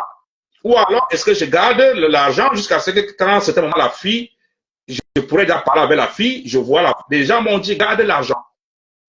Les gens qui ont participé à cette cagnotte. Je suis d'accord, moi je suis d'accord. Tu as gardé l'argent. On ne peut pas garder l'argent sans avoir une alternative. L'enfant, elle grandit dans quelles conditions? Est-ce qu'elle va bien? Est-ce qu'elle a besoin de quelque chose? C'est des questions comme ça, il fallait chercher. Il y a 2 fois, 3 fois, je suis reparti vers le monsieur pour lui dire, il faut qu'on en parle par rapport à l'enfant et tout ça. Il me dit, je lui dis, comme j'avais dit, je te donne 500 000 par an. Cette fois-ci-là, je te donne même 700 000. 700 000 par an pour l'enfant. Ou bien même 1 million pour l'enfant par an. Le monsieur, il a dit non, je veux tout l'argent. Je suis revenu 2 à 3 fois. Et après, il y a même certains gars de la lutte qui sont en train de contre avec lui, me dit, ah, c'est vraiment vrai ce qu'on raconte sur toi, hein. C'est vraiment vrai ce qu'on raconte sur toi, hein. Tu es vraiment comme ça. Après, je leur dis, donc c'est ça. Pourquoi alors ces gens-là n'ont pas organisé la cagnotte? Les gens qui veulent te raconter des choses souvent, pourquoi ils n'ont pas organisé la cagnotte? Donc, je suis reparti chez lui, je crois 2 fois. Il a toujours dit qu'il veut tout l'argent. Il veut tout l'argent. D'accord. Maintenant, qu'est-ce que tu penses? Comment est-ce que tu veux gérer ça?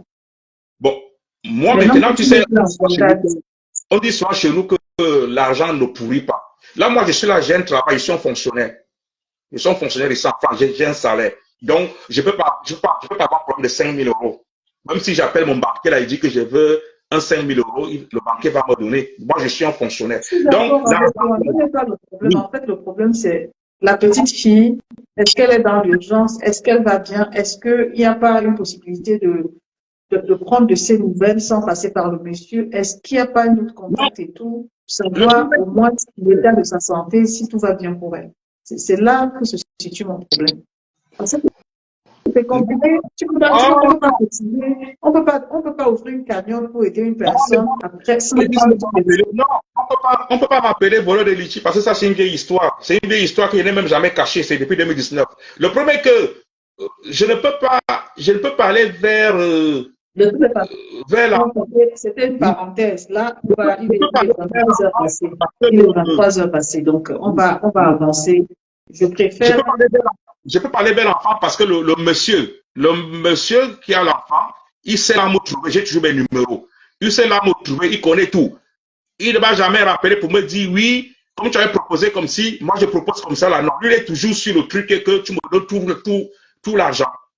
Bon, alors que l'enfant est mineur. Si l'enfant, par exemple, moi, j'avais organisé quand André Blessama, quand André Blessama était en prison. J'avais récolté 1 million. J'ai donné tout à André Blessama.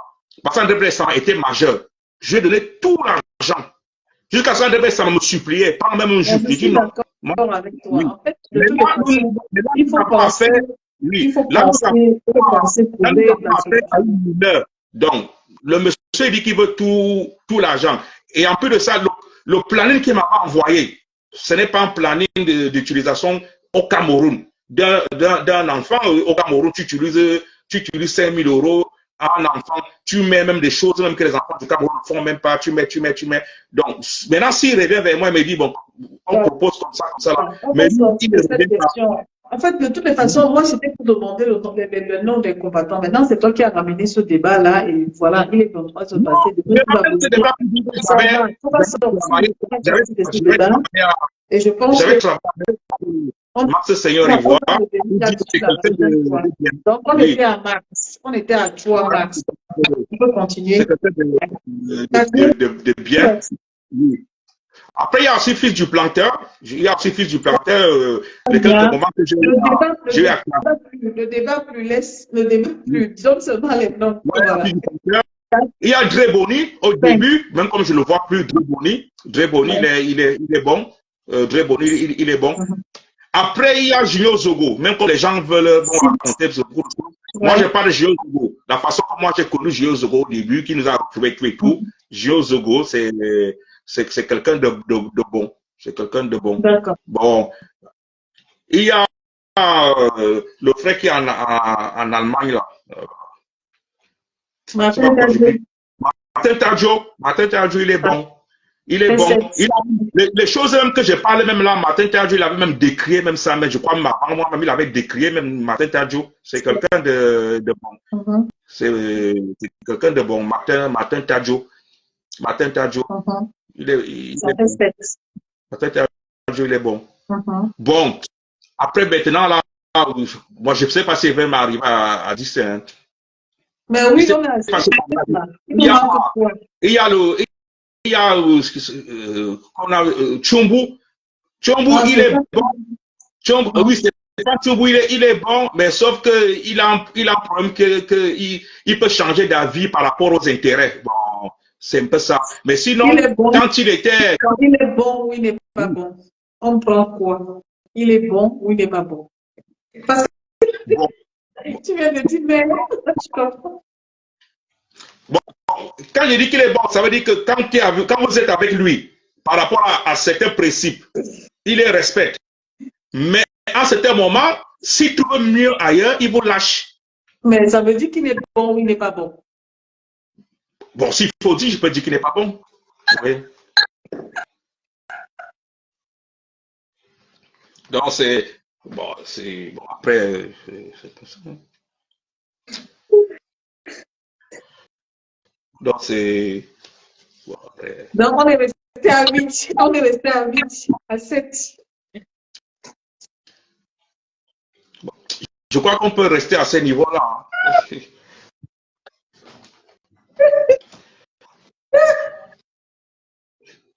Daniel, excuse-moi. Maintenant, nous sortis pour clôturer le direct.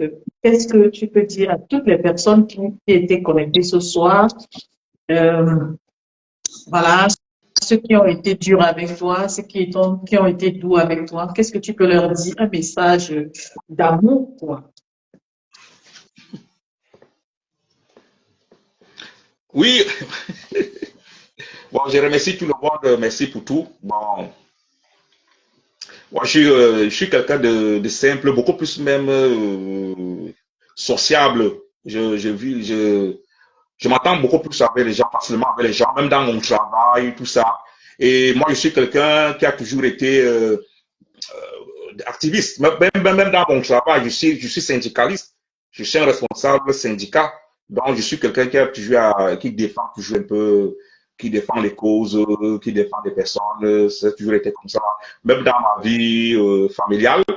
Mais soit ma qualité ou mon défaut, c'est que quand il faut dire quelque chose, quand il faut dire les choses bon ou pas bon, moi je le dis. Moi, je ne mâche pas mes mots. Et c'est un peu ça qui fait qu'à ce moment, peut-être c'est bien. Franchement, j'apprécie. C'est agréable de t'écouter. On ne peut pas, personnellement, je ne te juge pas, je comprends tes prises de position. Et c'est quand on va fouiller qu'on comprend le sens, le contexte. Moi, je ne peux pas te traiter de tribaliste, je ne peux pas dire plus que ce que j'ai entendu. Mais tout ce que je peux te dire, c'est qu'on a passé un très bon moment ensemble. Ça m'a fait plaisir. Je pense que ça a aussi fait plaisir à plusieurs personnes. Ça a permis à certaines personnes qui avaient une autre image de toi de comprendre qu'il faut toujours aller fouiller très loin pour savoir qu'est-ce que l'autre parle, qu'est-ce que l'autre pense. Mais tu es une belle personne, Daniel. Seulement, je vais revenir sur ce que Félix a dit. Essaie un peu, tu vois, de sortir de tout ce que je sais ce que ça fait. J'ai été victime, je sais ce qu'on ressent quand on est acculé, quand on nous insulte, quand on va même jusqu'à mentir sur nous. Mais la belle personne que tu es, c'est les œuvres qui t'accompagnent. C'est cet engagement que tu as eu avec toutes ces personnes. Regarde tout ce que tu as fait. C'est énorme. Tu n'as même pas à te comparaître à ceux qui te jugent. Parce que toi, tu es quelqu'un qui impacte. Et je comprends à travers toi le rôle d'un activiste. Il y a des choses que je ne savais pas. J'ai beaucoup appris sur toi. Et donc, reste cette personne. Laisse tout ce que tu as vécu, ce que les gens ont dit, les on-dit et les non-dits. C'est pas ça qui t'intéresse. C'est la personne. C'est-à-dire que l'activiste que tu incarnes, l'humaniste que tu incarnes, cette personne qui est toujours là pour les autres, cette personne qui se sacrifie, qui ne peut pas aller au Cameroun, qui voit ses parents mourir, mais ne peut pas faire. Ça veut dire que tu es quelqu'un de bien, tu es quelqu'un de grand, tu es quelqu'un qui vit pour les autres. Si tu étais égoïste, tu n'avais même pas pensé, tu n'avais pas pensé à toutes ces personnes. À chaque fois qu'il y a eu des situations, tu as tout fait pour aider. Et c'est cette personne que je vois. Le reste, on te dise, c'est un tribaliste. Donc, ça, c'est ce que j'avais à te dire ce soir. Et si en retour, tu as quelque chose à me dire, c'est la bienvenue. Oui, oui, salut Kimia, salut, merci. Oui, moi aussi, je te félicite par rapport à ton idée, à ton émission. C'est bien que tu fasses en sorte que des activistes, des combattants, tout ça viennent s'exprimer. Ça permet que peut-être qu'on puisse qu'on puisse repartir sur des bonnes bases. Je trouve que c'est une belle idée, c'est une bonne initiative. Je te vois souvent beaucoup dans la lutte aussi, dans les manifestations et tout ça. Euh, je te remercie beaucoup pour ça. Bon. Et en plus de ça, bon, nous, Camerounais, on a souvent un problème des mots. Alors que tous les mots ont un sens. Quand on dit tribaliste a un sens. Tribaliste veut dire que tu privilégies les gens de ta région. Tu privilégies les gens de ta géographie. Donc, si j'étais tribaliste, je ne pouvais pas aider les anglophones. Bien sûr. Si j'étais tribaliste, je ne pouvais pas envoyer des aides à Kouaché. Si j'étais tribaliste, je ne pouvais pas faire en sorte que les filles qui étaient embastillées au Koweït soient c'est pour ça libérées. qu'il faut rester là-dedans. Donc, voilà. Donc, en dehors de ça, Daniel, je vais te demander quelque chose. Si on ne parle pas de toi, tu disparais, hein? Est-ce que tu sais pas? Si on ne parle pas de toi, que ce soit en bien ou en mal, tu n'existes pas. Maintenant, que tu es une personne qui impacte, attends-toi à recevoir des pierres. Ce n'est pas toujours le positif. Oh, non. Attends-toi à recevoir des pierres. De la même façon que tu jettes la pierre sur Maurice Kamto et sur toutes les choses qui ne t'arrangent pas, de la même façon, tu reçois des pierres en retour. C'est comme ça, les grands hommes. Bon, avec tout ce que tu as fait, concentre-toi sur l'essentiel. Regarde 2025, ne regarde pas celui qui t'appelle tribaliste. Au contraire, mets-le au défi. Continue de et en plus de ça, dans ma famille, je peux dire que je suis dans la famille des Bamileke. J'ai mon petit frère. Son papa, il est de Bangladesh.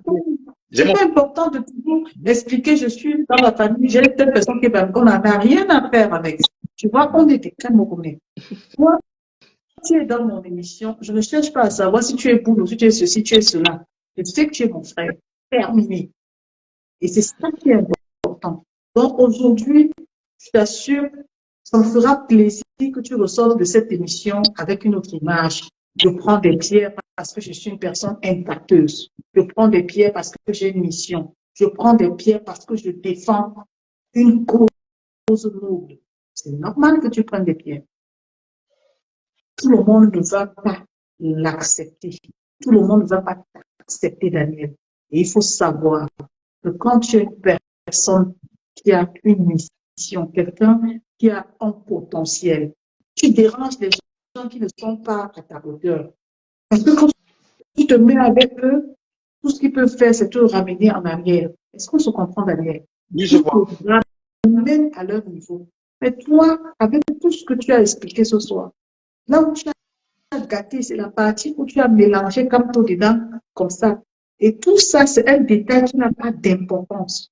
Tu avances ce qui fait ce que tu as à faire. C'est de ça qu'il s'agit. Donc, je pense que 2025, avec Daniel, on va retrouver le même Daniel avec le même engouement, avec le même défi, avec tout ce que ça comporte. Et j'espère que dans tous les choix que tu as cités, tu vas rajouter le président ou Amadi Banque dans ta liste. Non, c'est que le président Amadi Banque, bon, je ne l'ai pas cité parce que lui, il est en Angleterre. Donc, on n'a pas trop eu à travailler sur le terrain. Est-ce que vous voyez, des fois, il y avait des moments où on se parlait à distance et tout. Mais sur le terrain, je n'ai pas vraiment eu à travailler avec lui. Donc, parce que les personnes que j'ai citées, c'est les personnes que j'ai eu à travailler sur le terrain. Que j'ai eu à travailler sur le terrain. Même Stéphane Tchoumou, on a travaillé, on a fait des manifestations ensemble et tout. C'est pour ça que j'ai essayé de citer, mais à un moment, bon, j'ai aussi dit après même le fait d'Allemagne, il y avait des moments où il venait souvent dans des manifestations. il venait sur les manifestations. Des fois, il m'appelait même, lui et moi, on avait mis en place l'aide d'André Bezesama. Le frère qui est en Allemagne, là, j'avais travaillé avec lui. On avait mis en place l'aide d'André Bezesama et tout ça. Donc, les gens que j'ai eu à parler, à citer, c'est des gens avec qui j'ai eu à travailler, avec eux ou bien rencontrer et tout ça. Il faut aussi expérimenter les gens avec qui tu n'as pas travaillé parce que ça fait toujours plaisir de découvrir, tu vois. Mais ce que j'aime aussi en toi, c'est que tu es un homme de principe. Ça veut dire que tu sais où tu vas, tu sais ce que tu veux. J'ai toute la soirée, en résumé, ce que j'ai entendu, c'est que j'avais affaire à quelqu'un, un homme qui a des principes et que malgré tout ce qu'il peut traverser, il reste ferme sur ses convictions. C'est ça, l'homme du changement.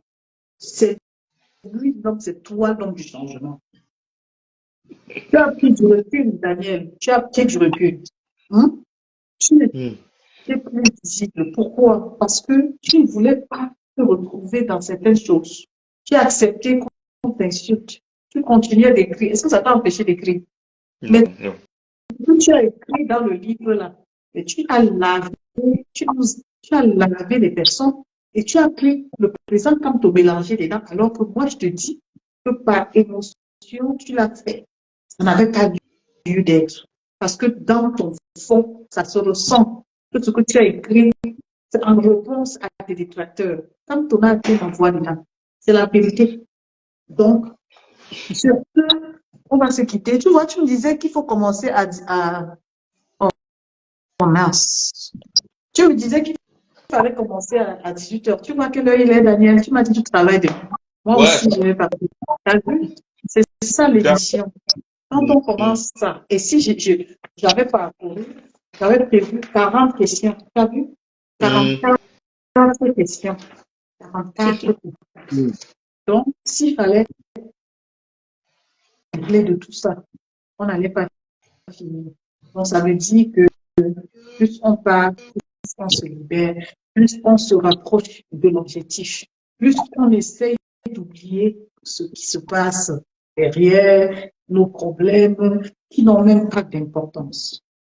Plus on cherche à être unis. Et ce n'est que la force qui peut renverser les montagnes, c'est-à-dire briser tout ce que les gens construisent de côté. Daniel, sa grosse tête, sa bouche, boulot, ceci. Ce soir, tu oublies tout ça et tu reprends tes forces. Voilà.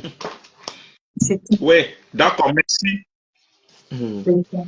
Merci. Donc, non, ceux qui me suivent dans ma page savent que je suis dans la lutte. Hein, parce que ce que je veux souvent que les gens enlèvent dans la tête, c'est de croire que la lutte, elle est que pour le MSC ou pour Maurice Kamto. Non. Tu peux bien faire ta lutte sans être pro MSC ou pro Maurice Kamto. Tu es dans une lutte qui est seulement que tu veux l'idéal, tu veux un bon avenir, un changement et tout ça. Donc, dans mes pages, quand j'ai le temps, j'ai fait toutes les publications pour essayer de démontrer ce qui ne va pas, pour essayer d'analyser, de critiquer et tout ça. Bon. En attendant que le mouvement, avec les personnes avec qui je suis en train d'entrer en contact, en attendant si le mouvement peut pas avoir lieu pour voir si on peut recommencer à aller sur le terrain. Mais pour le moment, au niveau des publications, bon, j'essaie. Non, bon, les gens disent que j'ai écrit un livre de rancune. Non, moi, je ne suis pas quelqu'un de rancunier. Je vais vous dire, par exemple, Samuel Eto'o. J'ai fait partie des gens de la diaspora qui avaient lancé la campagne contre Samuel Eto'o pour son soutien à Paul Biya. J'ai même fait des flyers, tout ça, devant l'ambassade du Cameroun contre Samuel Eto'o.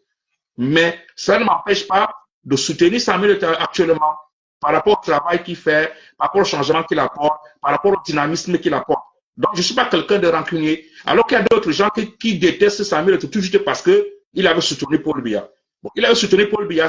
Nous tous, on a contesté, mais là, c'est déjà le passé. Maintenant, nous sommes déjà à un autre projet. Maintenant, le projet qu'il apporte, est-ce que ce projet est bon?